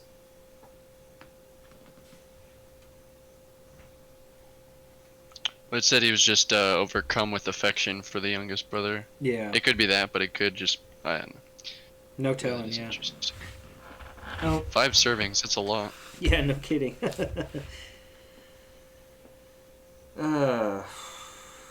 Yeah, so chapter 43 notes Joseph's brother's second journey to Egypt. Simeon, left as a hostage in Egypt, is apparently forgotten, for the brothers return only when more grain is needed. Verse 8. Again, Judah is depicted as the hero. Verse 11, balm, gum, and resin, echoing chapter 37. Verse 14, God Almighty, see chapter 17. I'm not going back there. Verse 23, the Egyptian steward anticipates the emphasis of the story on divine providence. 26, with all 11 brothers now bowing down, they unknowingly fulfill the first dream from chapter 37. Verse 29, Joseph was overcome with affection for Benjamin, his only full brother, through Rachel. Oh, okay, that's why he's different. That makes sense. And maybe I guess that makes sense too why Jacob was so hesitant to let him go. Yeah, because he was his only His son last born his, from Rachel. First wife or whatever. But it's interesting that Joseph is the oldest out of the brothers and then Benjamin's the youngest. So he had Joseph, did a little diddling with some of his other wives, and then I actually had another kid don't with Rachel. think Joseph is the oldest. Oh, I thought it said he was.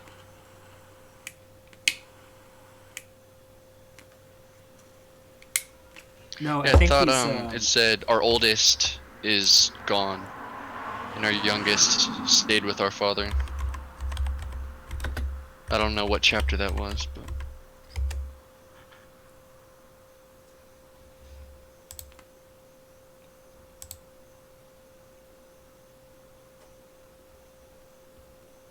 oh, I guess not. It just says the youngest is now with our father and one is no more. All right. Okay, yeah. I thought for some reason Joseph was the oldest.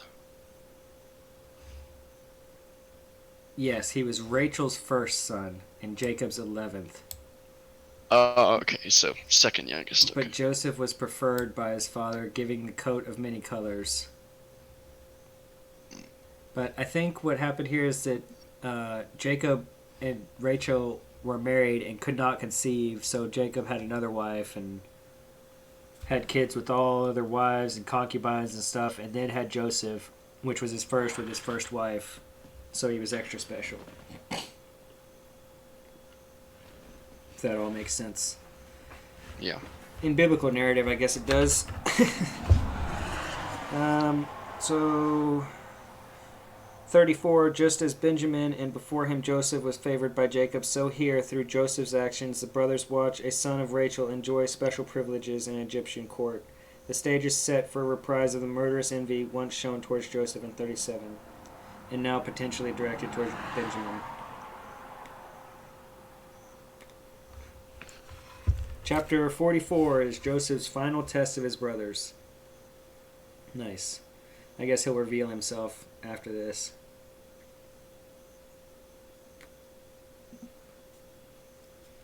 Then he commanded the steward of his house, fill the men's sack with food, as much as they can carry, and put each man's money on the top of his sack. Put my cup, the silver cup, in the top of the sack of the youngest, with his money for the grain. And he did as Joseph told him. As soon as the morning was light, the men were sent away with their donkeys. When they had gone only a short distance from the city, Joseph said to his steward, Go, follow after the men. When you overtake them, say to them, Why have you returned evil for good? Why have you stolen my silver cup? Is it not from this that my Lord drinks? Does he not indeed use it for divination? You have done wrong in doing this. When he overtook them, he repeated these words to them. They said to him, Why does my Lord speak such words as these? Far be it from your servants that they should do such a thing. Look, the money that he found at the top of our sacks we brought back to you from the land of Canaan. Why then would we steal silver or gold from your Lord's house? Should it be found with any of your servants, let him die. Moreover, the rest of us will become the Lord's slaves. He said, Even so, in accordance with your words, let it be. He with whom it is found shall become my slave, but the rest of you shall go free. Then each one quickly lowered his sack to the ground, and each one opened his sack. He searched, beginning with the eldest and ending with the youngest, and the cup was found in Benjamin's sack. At this they tore their clothes. Then each one loaded his donkey, and they returned to the city. Judah and his brothers came to Joseph's house when they were still there, and they fell into the ground before him. Joseph said to them, What deed is this that you have done? Do you not know that one such as I can practice divination? And Judah said, What can we say to that, my lord? What can we speak? How can we clear ourselves? God has found out the guilt of your servants. Here we are then, my lord's slaves, both we and also the one whose possession of the cup has been found. But he said, Far be it from me that I should do so. Only the one in whose possession the cup was found shall be my slave. But as for you, go up in peace to your father. Then Judah stepped up to him and said, Oh, my lord, let your servant please speak a word in my lord's ears, and do not be angry with your servant, for you are like Pharaoh himself. My lord asks his servants, saying, Have you a father or a brother? And he said to my lord, We have a father, an old man, and a younger brother, the child of his age. His brother is dead, he alone is left of his mother's children, and his father loves him.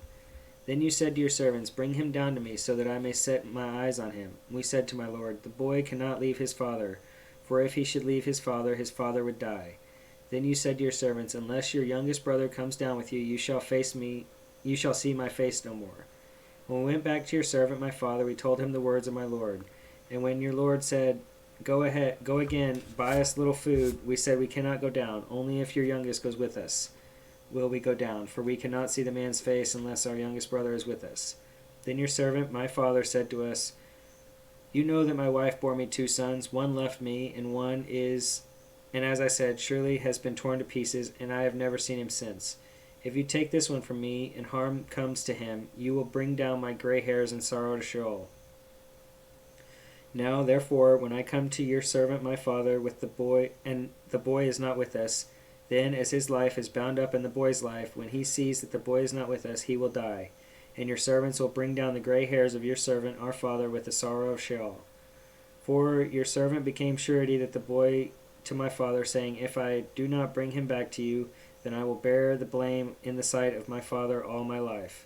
Now, therefore, please let your servant remain as a slave to my lord in a place of the boy, and let the boy go back to his brothers. For how can I go back to my father if the boy is not with me? I fear seeing the suffering that would come upon my father. So in verse 33, is Judah saying he should take him as a slave instead of Benjamin? That's what it sounds like, Whose yeah. servant? Okay. Please let your servant remain as a slave. Yeah, I think he's talking to himself. Talking about himself, yeah.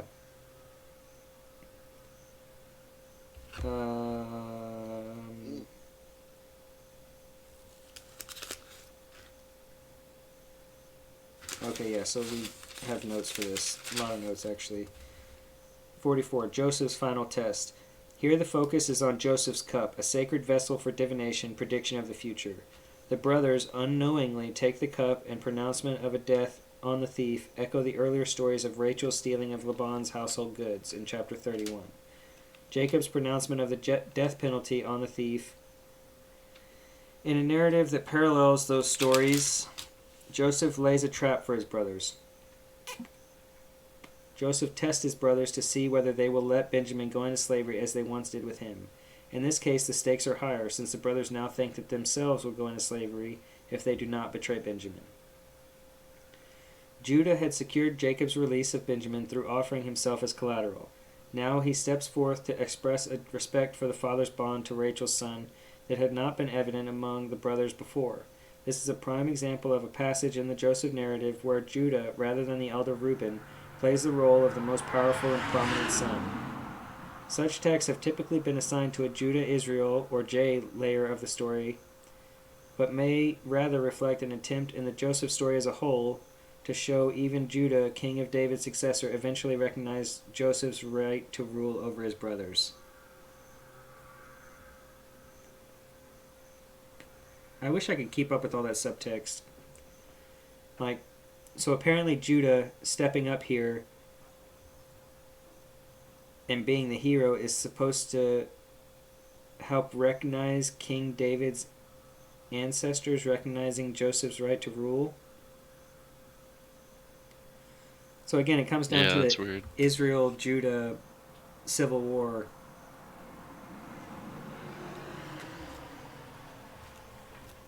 Let's see, how much more do we have in this book?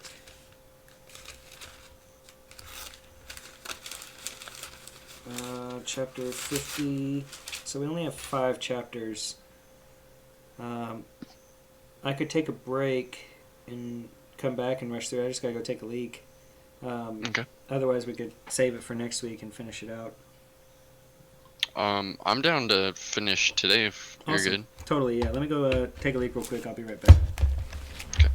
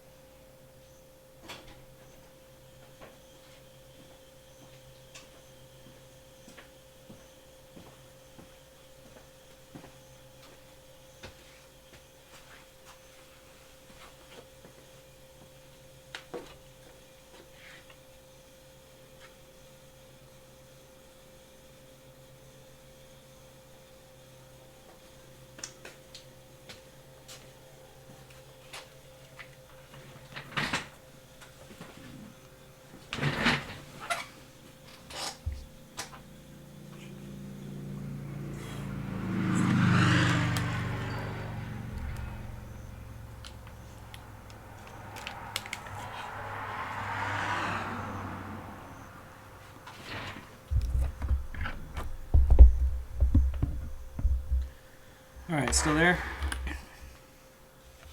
No, I left. Oh.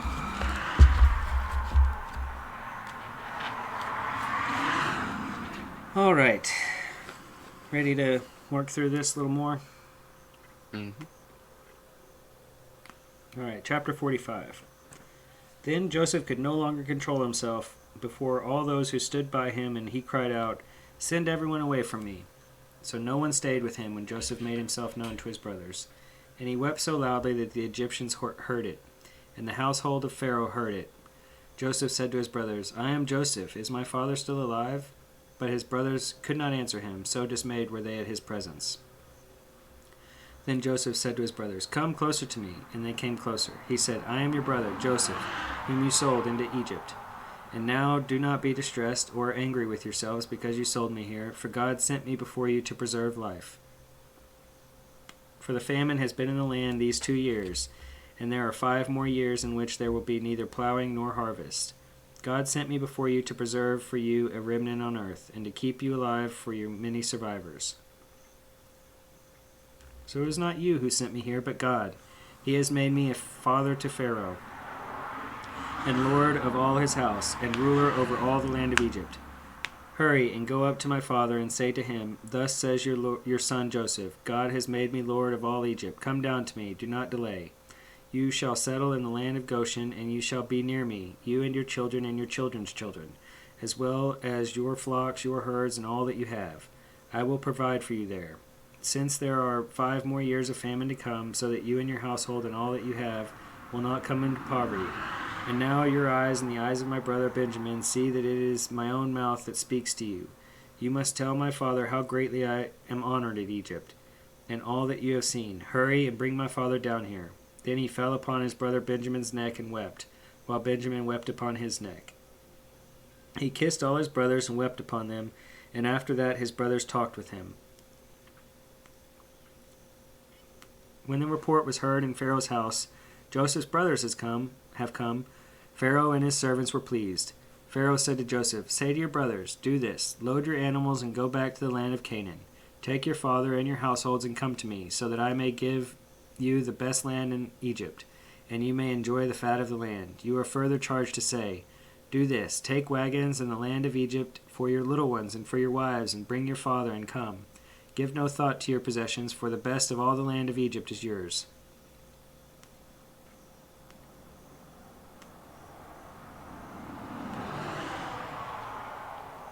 The sons of Israel did so. Joseph gave them wagons according to the instruction of Pharaoh, and he gave them provisions for the journey. To each one of them he gave a set of garments, but to Benjamin he gave 300 pieces of silver and 5 sets of garments. To his father he sent the following: 10 donkeys loaded with good things of Egypt, and 10 female donkeys loaded with grain, bread, and provisions for his father on the journey. Then he sent his brothers on their way, and as they were leaving he said to them, "Do not quarrel along the way." So they went up out of Egypt and came to their father Jacob in the land of Canaan, and they told him, "Joseph is still alive. He is even ruler of all the land of Egypt." He was stunned. He could not believe them. But when they told him all the words of Joseph that he had said to them, and when he saw the wagons that Joseph had sent to carry him, the spirit of the father of Jacob revived. Israel said, "Enough, my son Joseph is still alive. I must go and see him before I die." Goddamn cigar keeps going out.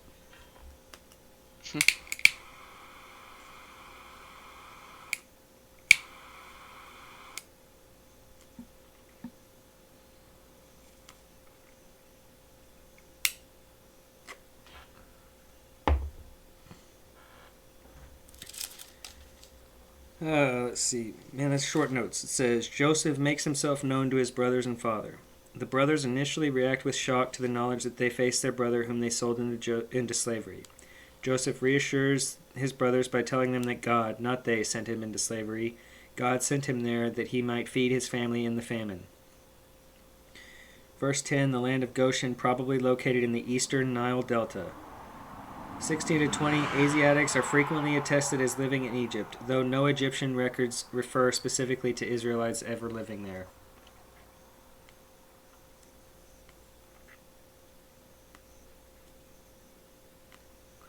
I find it highly probable that there were Israelites living there. I think that Egypt was just full of people from all over. Every time there was a Yeah. famine, there were people going to Egypt because it was the land of plenty.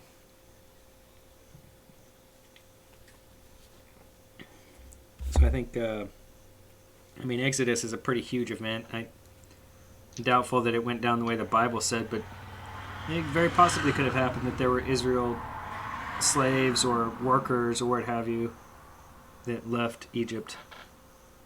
Anyway, we'll see when we get there. This is getting ahead of myself, clearly.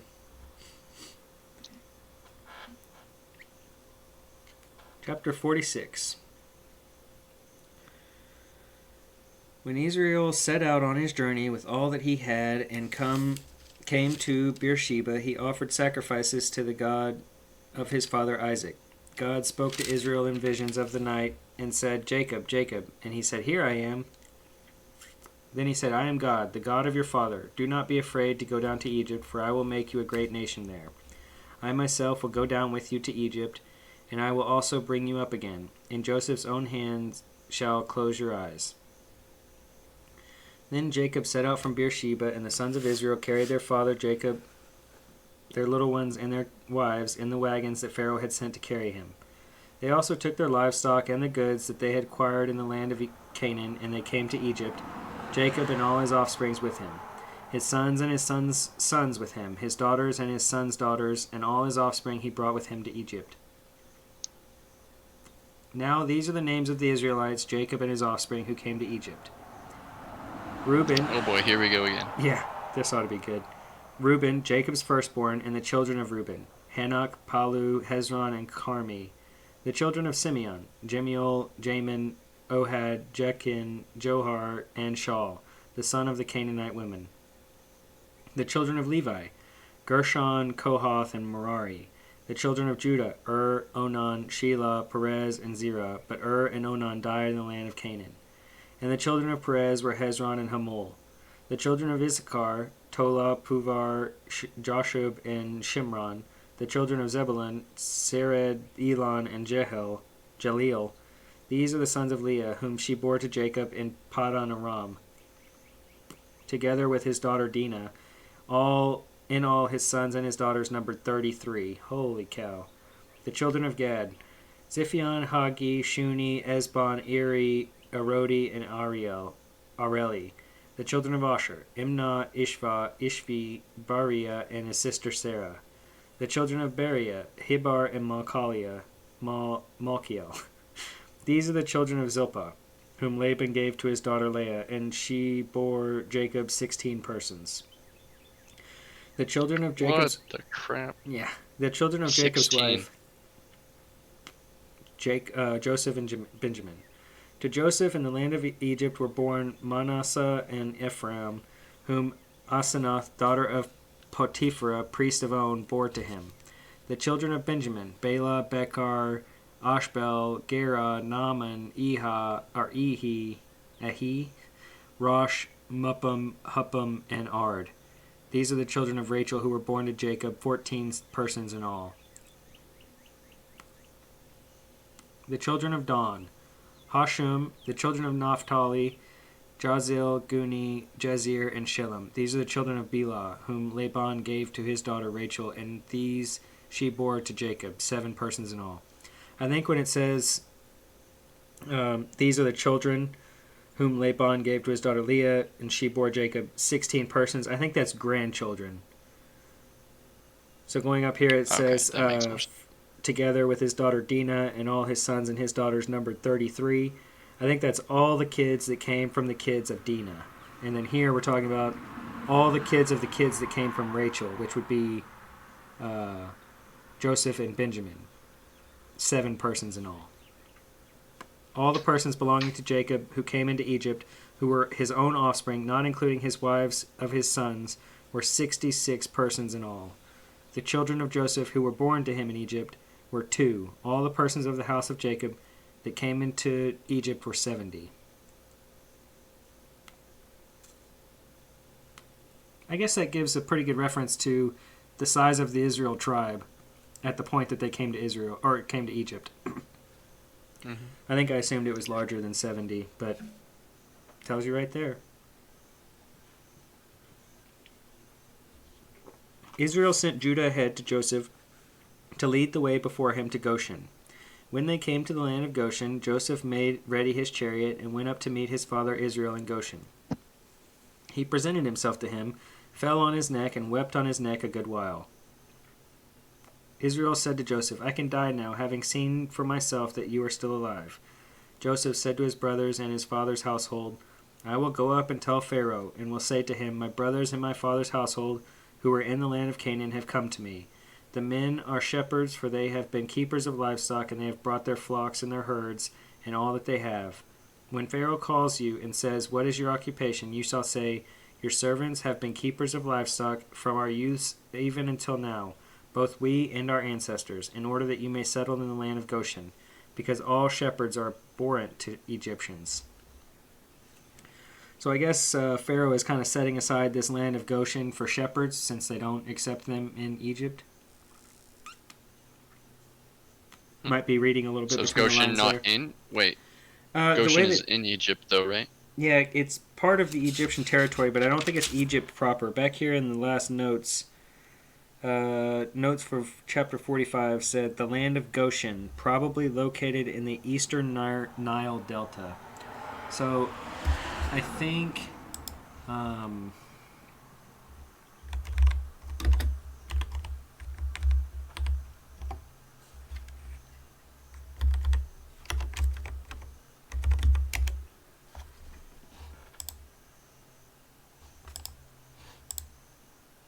Oh, come on. I think it would be somewhere like this region. Oh, I don't know if you're seeing my map, sorry. I've seen it now. Yeah, close to the canal Okay. would be my best guess, kind of. Or maybe even on the other side of the. No, if it's in the delta, then it would be here. Maybe there's a Goshen guess. Okay, so I just found I was looking for something specific in the verse. So in verse 17, it says the children of Asher, Imnah, Ishva, Ishvi, Beriah, and their sister Sarah. Um, Maybe for whatever reason it just says their sister Sarah, but it doesn't. For any other names, it doesn't say their sister. So is that suggesting that all the other names are men? Like, did all of Jacob's family just have a shit ton of boys, or is Oh, it just random? the ones that become tribes are definitely men. But I don't know, because I think Joseph had sons too. I mean, had daughters, excuse me. And I know there's a chart in my book here somewhere. But I think it may only list the sons.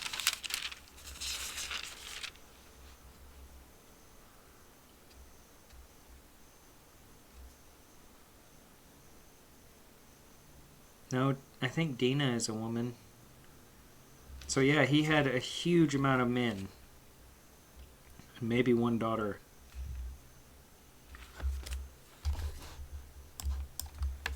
And I think all of his sons had a lot of boys too. It's hard to tell. I can't tell with all these names whether Yeah, they're no kidding.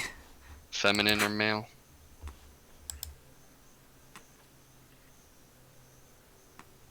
Gotta love Bible for kids. Yep. Come on, where's it? There we go.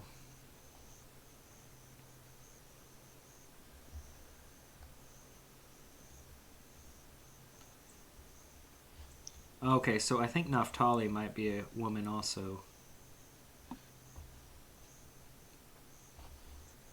But then, yeah, so the two that were Rachel was his first wife. That's why these two are special. But Dinah is not even listed as a number.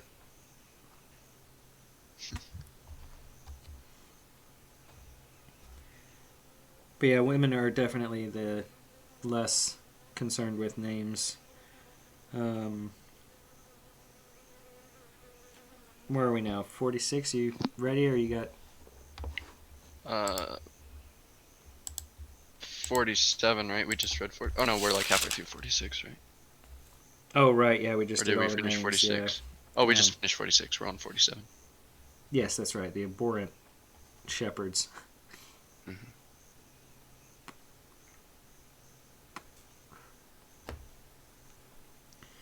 And that's a little, maybe ironic is not the right term, but in other parts in the Bible, the shepherds are held in higher regard. It's the plowers of the field that are seen as lesser. Their sacrifices aren't as good to God, and all of this stuff. Like, God likes to smell the flesh of the smell of burning flesh, not so much the smell of grains on his sacrificial table. I think that was one of the original reasons why, what was it, Cain killed Abel?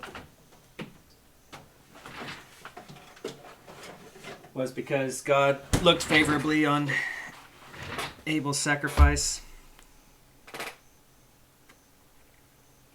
Reading too much into it, sorry. Oh, you're good. Alright, so... I'm just not familiar with, I know the general gist of Cain and Abel, but yeah, I'm not too familiar with the deeper meanings of a lot of biblical stories.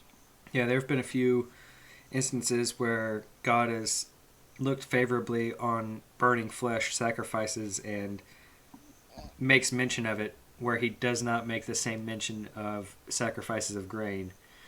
So there have been a couple of times where people who offered grain were jealous of the people who offered flesh,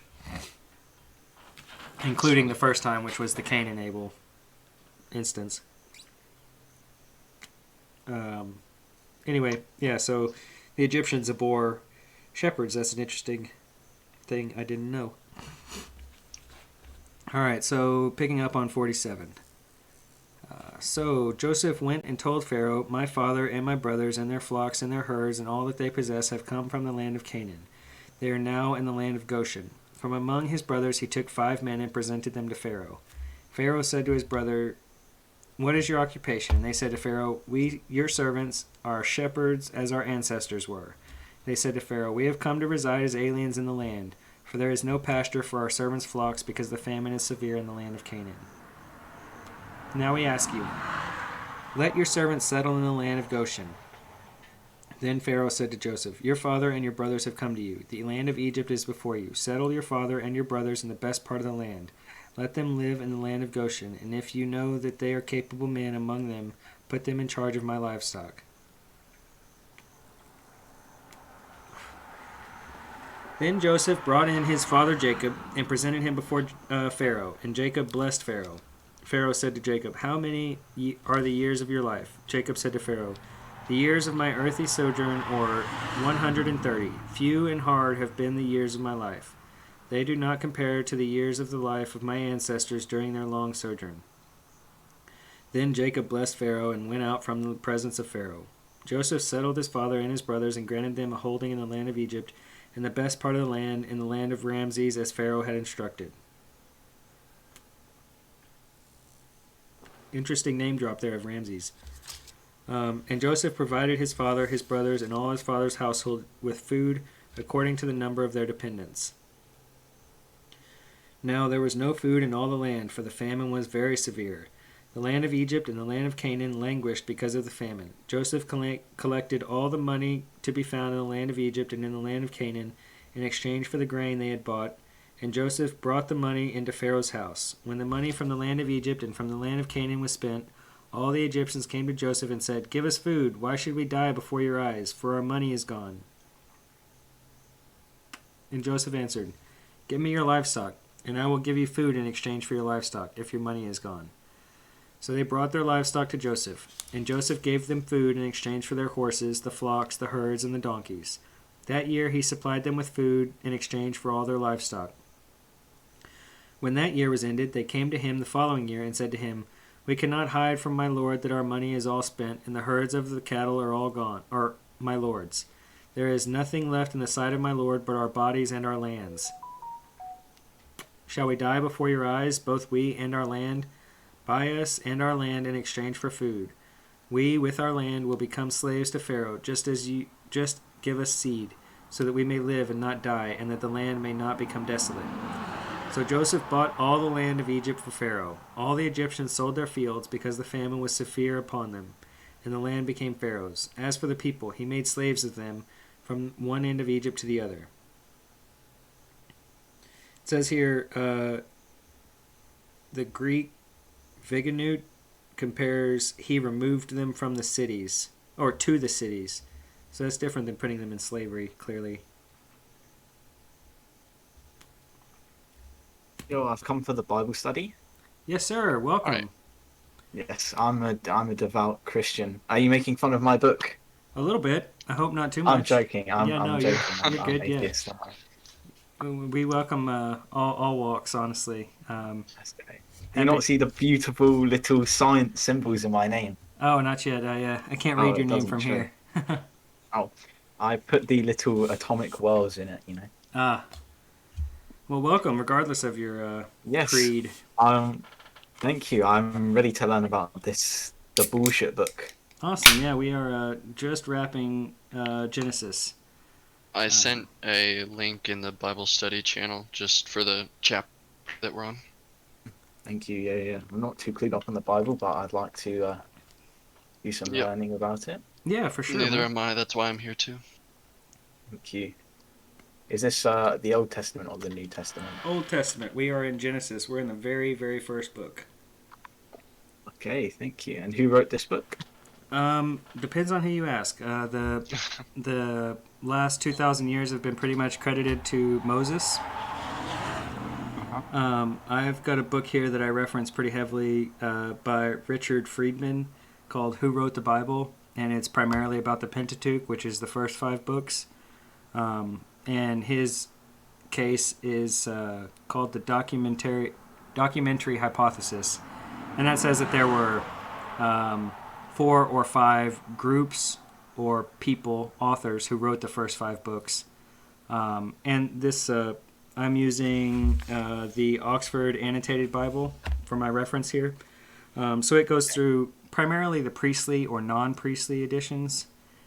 And so we talk about this a little bit in our stories here. Right now we're in a pretty cohesive narrative that's all pretty well put together, but the first few chapters were very split between either a priestly narrative or a non-priestly narrative. Either way, you could say that this Genesis book was likely written about 700 years before Jesus. Okay, interesting. Thank you. You're welcome, yeah.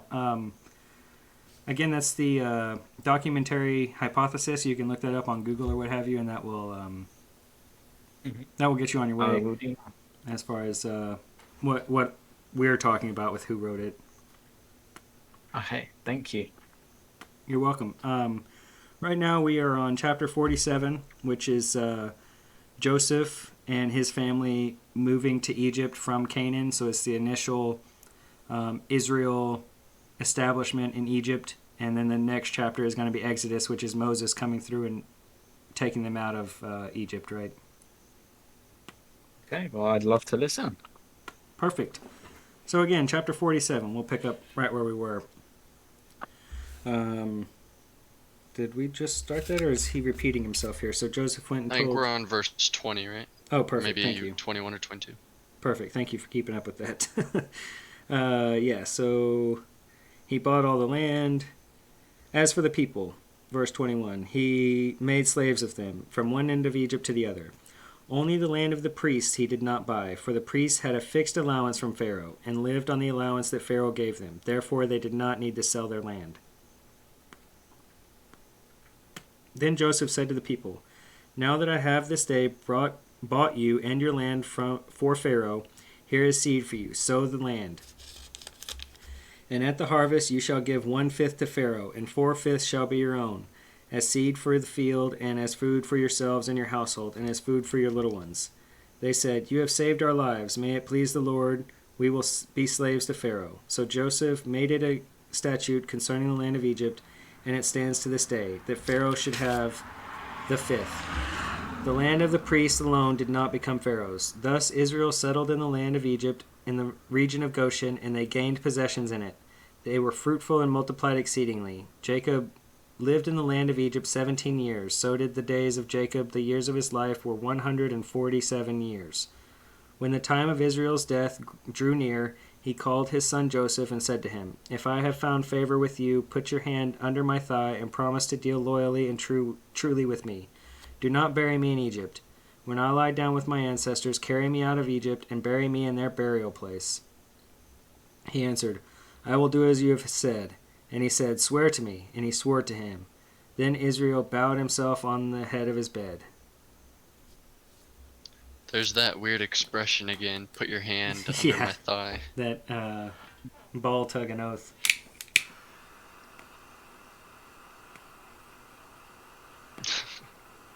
We've got it confirmed. Abraham is a homosexual.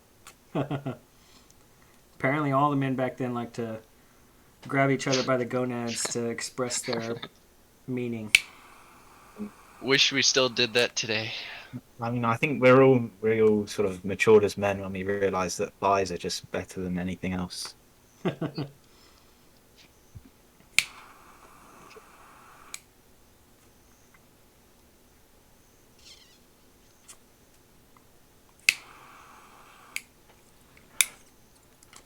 All right, let's go back and see what my notes say. Ooh, I got a lot of notes for this one. Oh boy.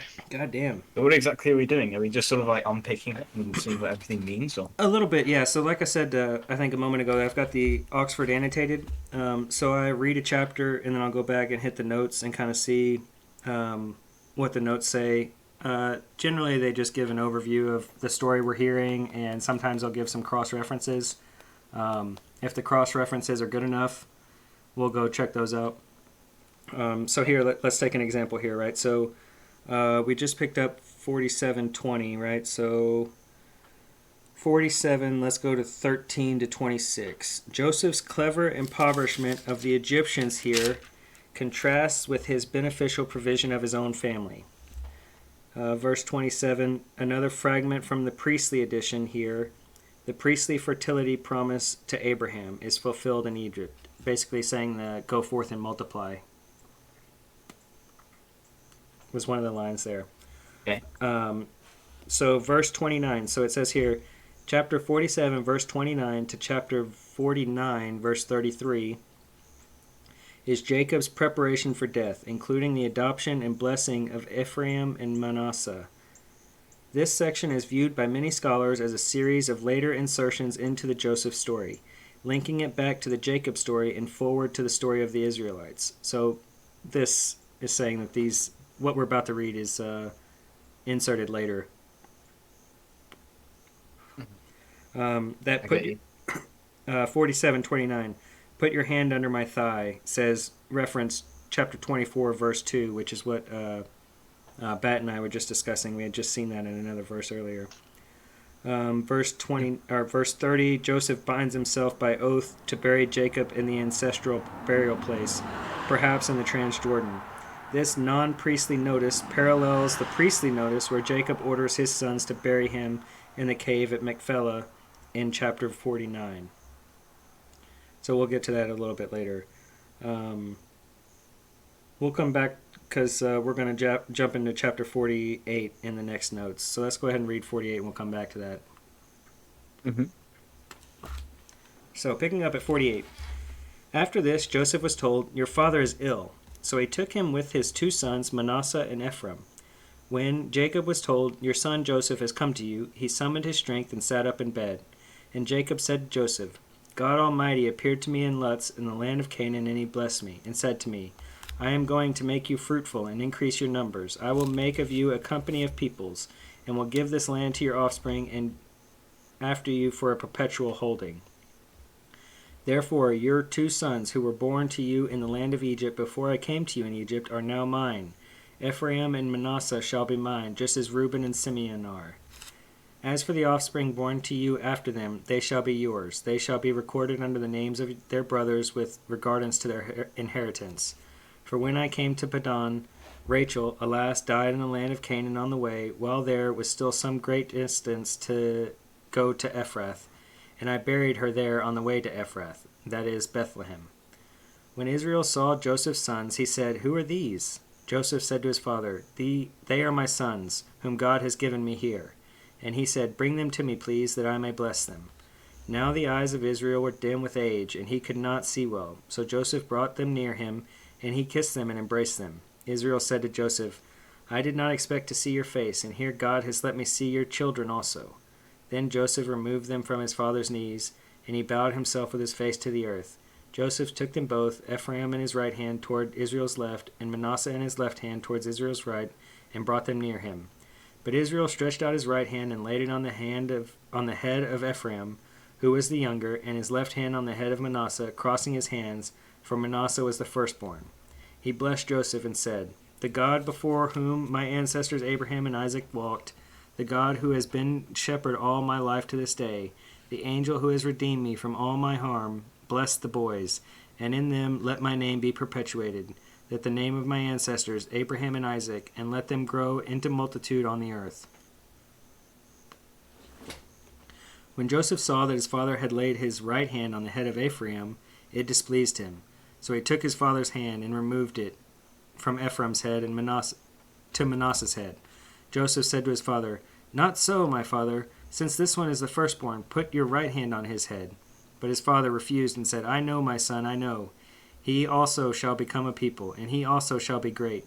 Nevertheless, his younger brother shall be greater than he, and his offspring shall become a multitude of nations. So he blessed them that day, saying, By you Israel will invoke blessing, saying, God make you like Ephraim and like Manasseh. So he put Ephraim ahead of Manasseh. Then Israel said to Joseph, I am about to die, but God will be with you and will bring you again to the land of our ancestors. I will now give you one portion more than to your brothers, the portion that I took from the hand of the Amorites with my sword and with my bow. Oh, the end of chapter 48. Very good. So going back to our notes, this priestly narrative refers to the priestly Bethel Lutz account in describing Jacob's adoption of his two grandsons by Joseph. The narrative accounts for the division of the house of Joseph into two tribes, Manasseh and Ephraim. And having Jacob favor the younger son Ephraim over the older Manasseh, this non-priestly narrative echoes the priestly accounts of Jacob's achievement of ascendancy over Esau. Like the older Joseph story into which this scene is inserted, this section may intend to predict the Ephraimite Jeroboam ascendancy over the northern kingdom. Verse 15, Jacob passes on to the Joseph tribes the special blessing of Abraham and Isaac. Verse 20, this older version of the blessing of Ephraim and Manasseh is an example of people blessing themselves by another. In Hebrew, one portion is a play on the name Shechem. With my sword and with my bow goes back to chapter 34. Did he fight somebody in chapter 33? Damn, that was a long time ago. Yeah, I don't think that was this session. Or maybe, no, we started with chapter 37 today. Yeah. Okay. I'm good with that. Ready to go on to 49? Any questions? Any comments on what we've got so far? Not so far. Very cool. 49. Then Jacob called his sons and said, Gather around that I may tell you what will happen to you in days to come. Assemble and hear, O sons of Jacob. Listen to Israel your father. Reuben, you are my firstborn, my might, and the first fruits of my vigor, excelling in rank and excelling in power. Unstable as water, you shall no longer excel, because you went up into your father's bed. Then you defiled it. You went up into my couch. There was an earlier edition where Reuben had slept with one of Jacob's concubines, so that's what he's cursing him for here. 5. Simeon and Levi are brothers. Weapons of violence are their swords. May I never come into their council. May I not be joined into their company. For in their anger they killed men, and at their whim hamstrung their oxen. Cursed be their anger, for it is fierce, and their wrath, for it is cruel. That's from them killing the rapers of Dinah. I will divide them in Jacob, and scatter them in Israel. Judah, your brothers shall praise you. Your hand shall be on the neck of your enemies. Your father's son shall bow down before you. Judah is a lion's whelp. From the prey, my son, have you gone up. He crouches down, he stretches out like a lion, like a lioness. Who dares rouse him up? Uh-oh, got disconnected. You guys still hear me all right? Yeah, you cut Okay. out for a bit, but Are you good now? The scepter shall not depart from Judah, nor the ruler's staff from between his feet, until the tribute comes to him, and the obedience of the people is his. Binding his foal to the vine, and his donkey's colt to the choice vine, he washes his garments in wine, and his robes in the blood of grapes. His eyes are darker than wine, and his teeth whiter than milk. Zebulun shall settle the shore of the sea. He shall be a haven for ships, and his border shall be at Sidon. Issachar is a strong donkey, lying down between the sheepfolds. He saw that a resting place was good, and that the land was pleasant. So he bowed his shoulder to the burden, and became a slave at forced labor. Dan shall judge his people, as one of the tribes of Israel. Dan shall be a snake by the roadside, a viper along the path, that bites the horse's heels, so that its riders fall back. I wait for your salvation, O Lord. Gad shall be raided by raiders, but he shall raid at their heels. Asher's food shall be rich, and he shall provide royal delicacies. Naphtali is a doe let loose that bears lovely fawns. Joseph is a fruitful bow by a spring. His branches run over the wall. The archers fiercely attacked him. They shot at him and pressed him hard. Yet his bow remained taut, and his arms were made agile by the hands of the mighty one of Jacob. By the name of the shepherd, the rock of Israel, by the God of your father who will help you, by the Almighty who will bless you with blessings of heaven above, blessings of the deep that lie beneath, blessings of the breasts and of the womb. The blessings of your father are stronger than the blessings of the eternal mountains, and the bounties of the everlasting hills. May they be on the head of Joseph, on the bow of him who was set apart from his brothers. Benjamin is a ravenous wolf, in the morning devouring the prey, and at evening dividing the spoil.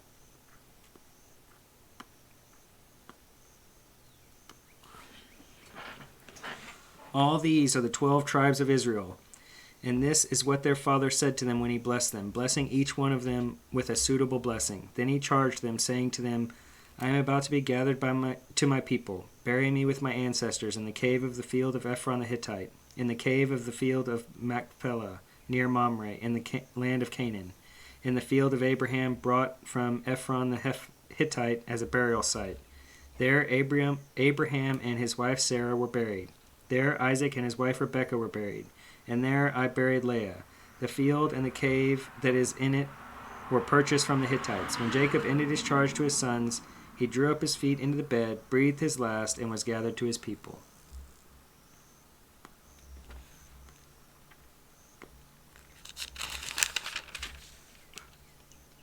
Well, that's cool. All the tribes of Israel, and I guess what they were good at.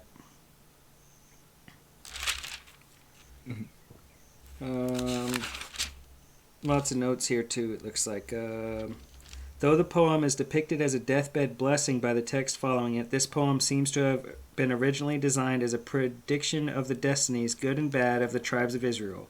Many scholars have argued that the poem is ancient on the basis of its language and resemblance to tribal poems in Deuteronomy and Judges. Nevertheless, the present form of the poem appears to have been modified to fit the narrative context in which it has been put. Its first part follows the birth order of chapter 29 and legitimates the rule for Judah and, by extension, the Davidic dynasty.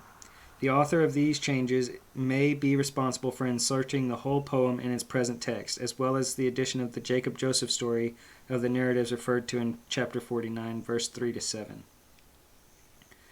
This section justifies Reuben's ejection from favor as firstborn by recalling the story of sleeping with his father's concubine in chapter 35.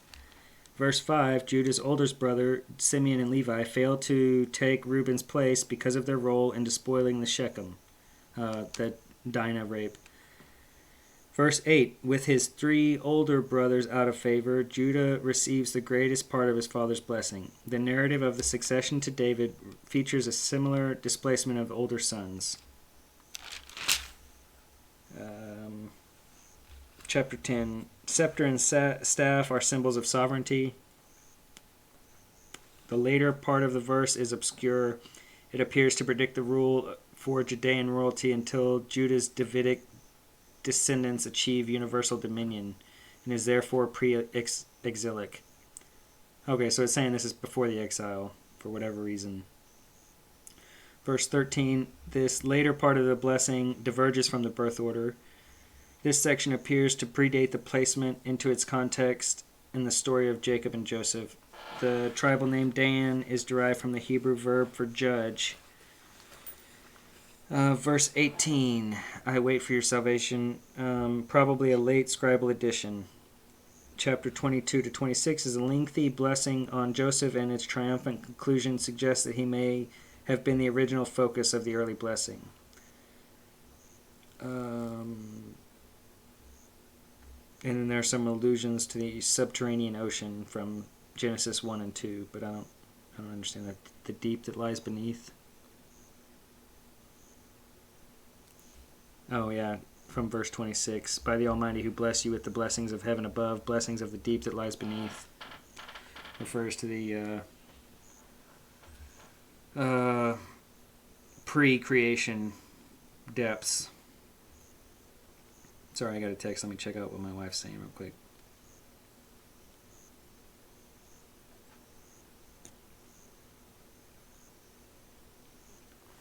All right.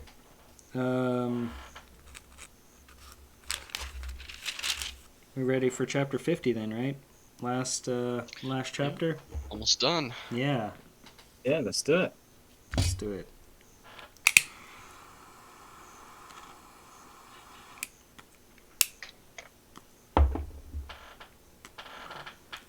Then Joseph threw himself on his father's face and wept over him and kissed him. Joseph commanded the physicians in his service to embalm his father. So the physicians embalmed Israel.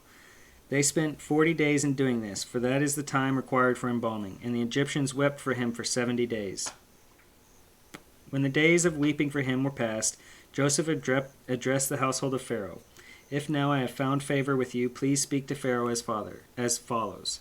My father made me swear an oath. He said, I am about to die. In the tomb that I hewed out for myself in the land of Canaan, there you shall bury me. Now, therefore, let me go up so that I may bury my father. Then I will return.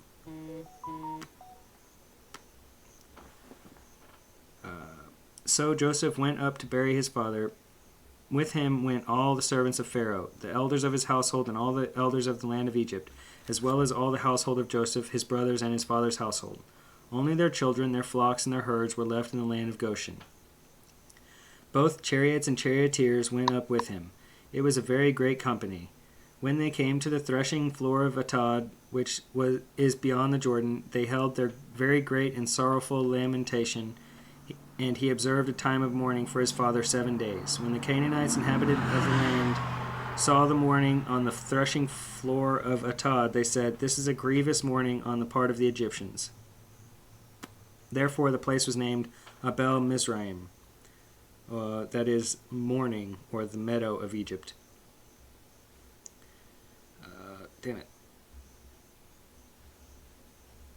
It is beyond the Jordan. Thus his fathers did for him as he had instructed them. They carried him to the land of Canaan and buried him in the cave of the field of Machpelah, the field near Mamre, which Abraham bought as a burial site from Ephron the Hittite. After he had buried his father, Joseph returned to Egypt with his brothers and all who had gone up with him to bury his father. Realizing that their father was dead, Joseph's brothers said, What if Joseph still bears a grudge against us and pays us back in full for all the wrong we did to him? So they approached Joseph, saying, Your father gave this instruction before he died.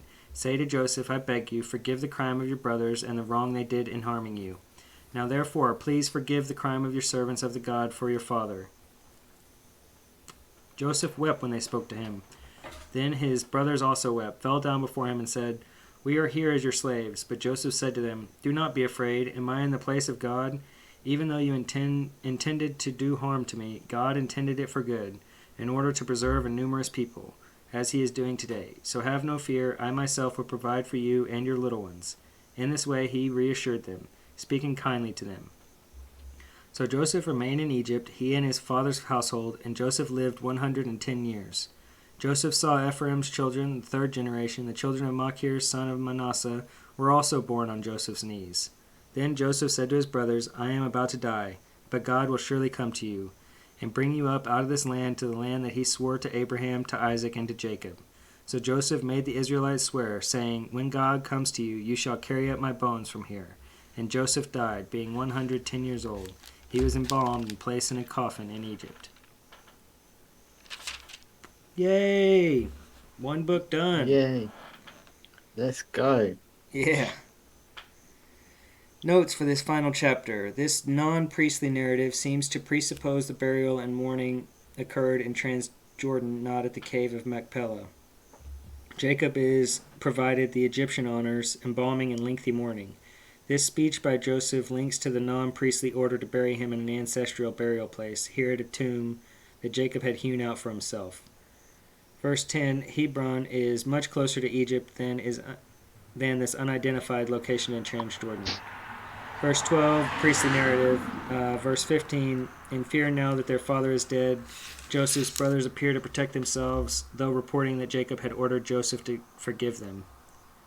For the first time, the brothers knowingly subject themselves to Joseph, fulfilling Joseph's first dream, and thus refuting their challenge of his destiny to rule them. Since they had just spoken of themselves as God's slaves, their description of themselves here as Joseph's slaves implicitly equates him with God. Echoing his father's words to Rachel, Joseph rejects this equation, attributing his dominion over his brothers as resulting from God's plan. Later, readers could have taken this as an implicit endorsement of the divine destiny of Joseph's descendants, such as Ephraimite King Jeroboam, to rule over the other tribes.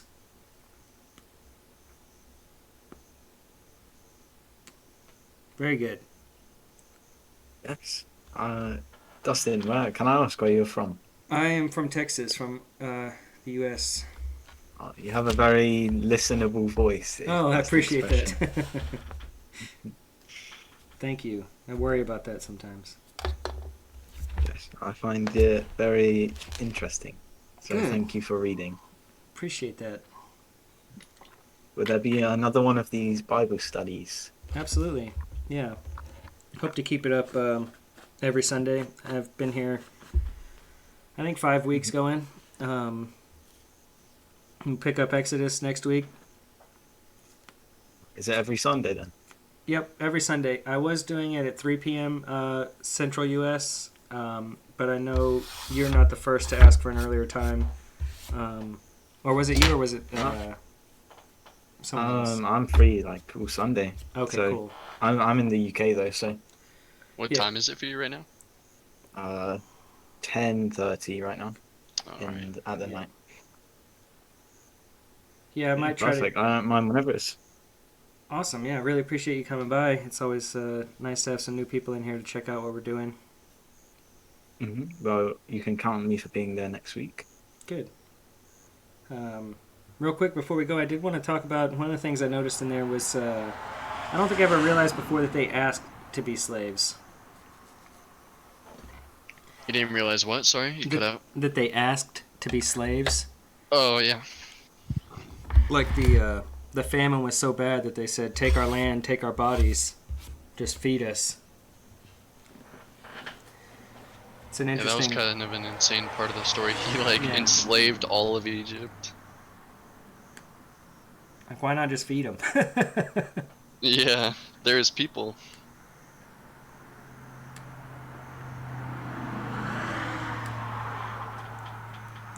That was pretty good. That last 20 chapters or so went much faster just because it was so narrative instead of there were only a few chapters of tribes. I expect Exodus to be more like that, more narrative. A lot of Moses stuff, right? Hmm. What book are we reading next week then? Exodus. Is it just called Exodus? Yeah, Exodus is the next in the Bible. So we'll pick up Exodus chapter 1. I'll make sure I'm a bit more clued up so I can contribute to the discussion. Awesome, yeah. This link that he provided in the text there, what is that one? Bible Gateway. That one has a lot of the different actual translations of the Bible. And then there's one called BibleHub.com that has a lot of commentaries and annotations and translations. So yeah, if you take a look at either Bible of Hub those, was crazy. It has annotations for like almost every other word. It's kind of insane sometimes. It's crazy. yeah, but it ought to be good. This whole book, the next one is going to be a full book of Exodus. Let's see what it says here. So you asked about the authorship. Let's just read the authorship for Exodus. Traditional authorship is ascribed to Moses in part based on passages such as 24 and 34. Modern biblical scholarship, however, has noted many problems with the view that Moses wrote the entire Torah, including Exodus. Like the rest of the Pentateuch, Exodus contains contradictions and redundancies. For example, Moses' father-in-law is sometimes called Reuel and sometimes Jethro. And the mountain of Revelation is Sinai in some passages and Horeb in others. The narrative of Moses on the mountain in chapters 19 and 24 have many overlapping and conflicting details, as does the account of the 9 marvels in chapters 7 through 10. Differences in vocabulary, style, and ideas are also discernible. Thus, Exodus is best understood as a composite of traditions shaped over many centuries by an unknown number of anonymous storytellers and writers. Those traditions eventually comprised 4 major sources, known as J, E, D, and P, that were skillfully combined into the present canonical book by one or more redactors or editors who felt that all the sources were valid. The redactors or editors can be credited with the overall interweaving and disparate materials: narratives, legal texts, priestly records, lists, and long poems. Redaction also introduced patterns such as the repetition of a thematic word or phrase symbolic number of times in a literary unit. So basically saying there was a lot of authors, but there's at least one redactor who made it all cohesive. Mm-hmm.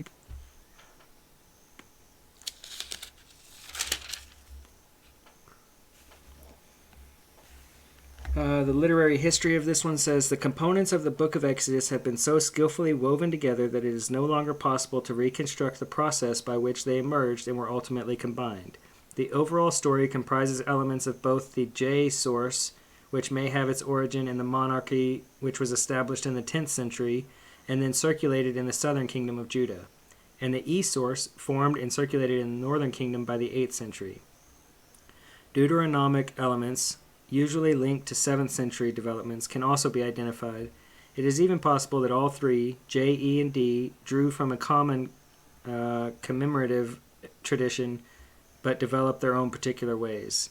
A strong priestly component is present not only in the passage dealing with sanctuary priests and rituals, but also in several points of the storyline, notably in accounts of the marvels of Egypt and the deliverance at the sea.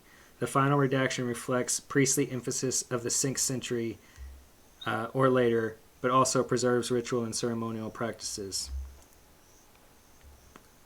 So it was written between the 10th You're and saying 6th century. 6th and 7th century, is that BCE or? Yeah, all of this is BCE. Okay.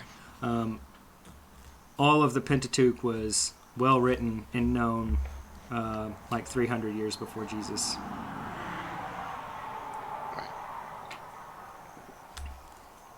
So have we managed to disprove Christianity yet? I don't use the Bible for that. Hopefully common sense. Hopefully. But, yeah, no, I don't think I'm trying to do that. Just trying to read up on some of the history. Learning a little bit. Yeah, I find it interesting. Do you think you'll do the any other religious texts after? I would Like the love Quran to, or something? yeah. We have had a guy in here who is non-practicing Jew, maybe is the best. I don't know how to... Liberal Jew. Mm-hmm. So he's pretty familiar with the Jewish Bible, I guess the Tanakh. We should definitely get an English Quran. I think that would be interesting to read as well. For sure, yeah. It's going to take me a while to get through the Bible, but yeah, I would like to do, especially like a comparative reading. I would like to know where they overlap. Yeah, it would be interesting because I know what is it, like Christianity believes in Jesus and Islam doesn't, I think. Yeah. One of the interesting things for the Quran versus the Bible that I found so far is that in the Bible it's the binding of Isaac, right? Abraham is going to go sacrifice Isaac, and God comes down and tells him not to do it. But in the Quran, it's Ishmael. Hmm.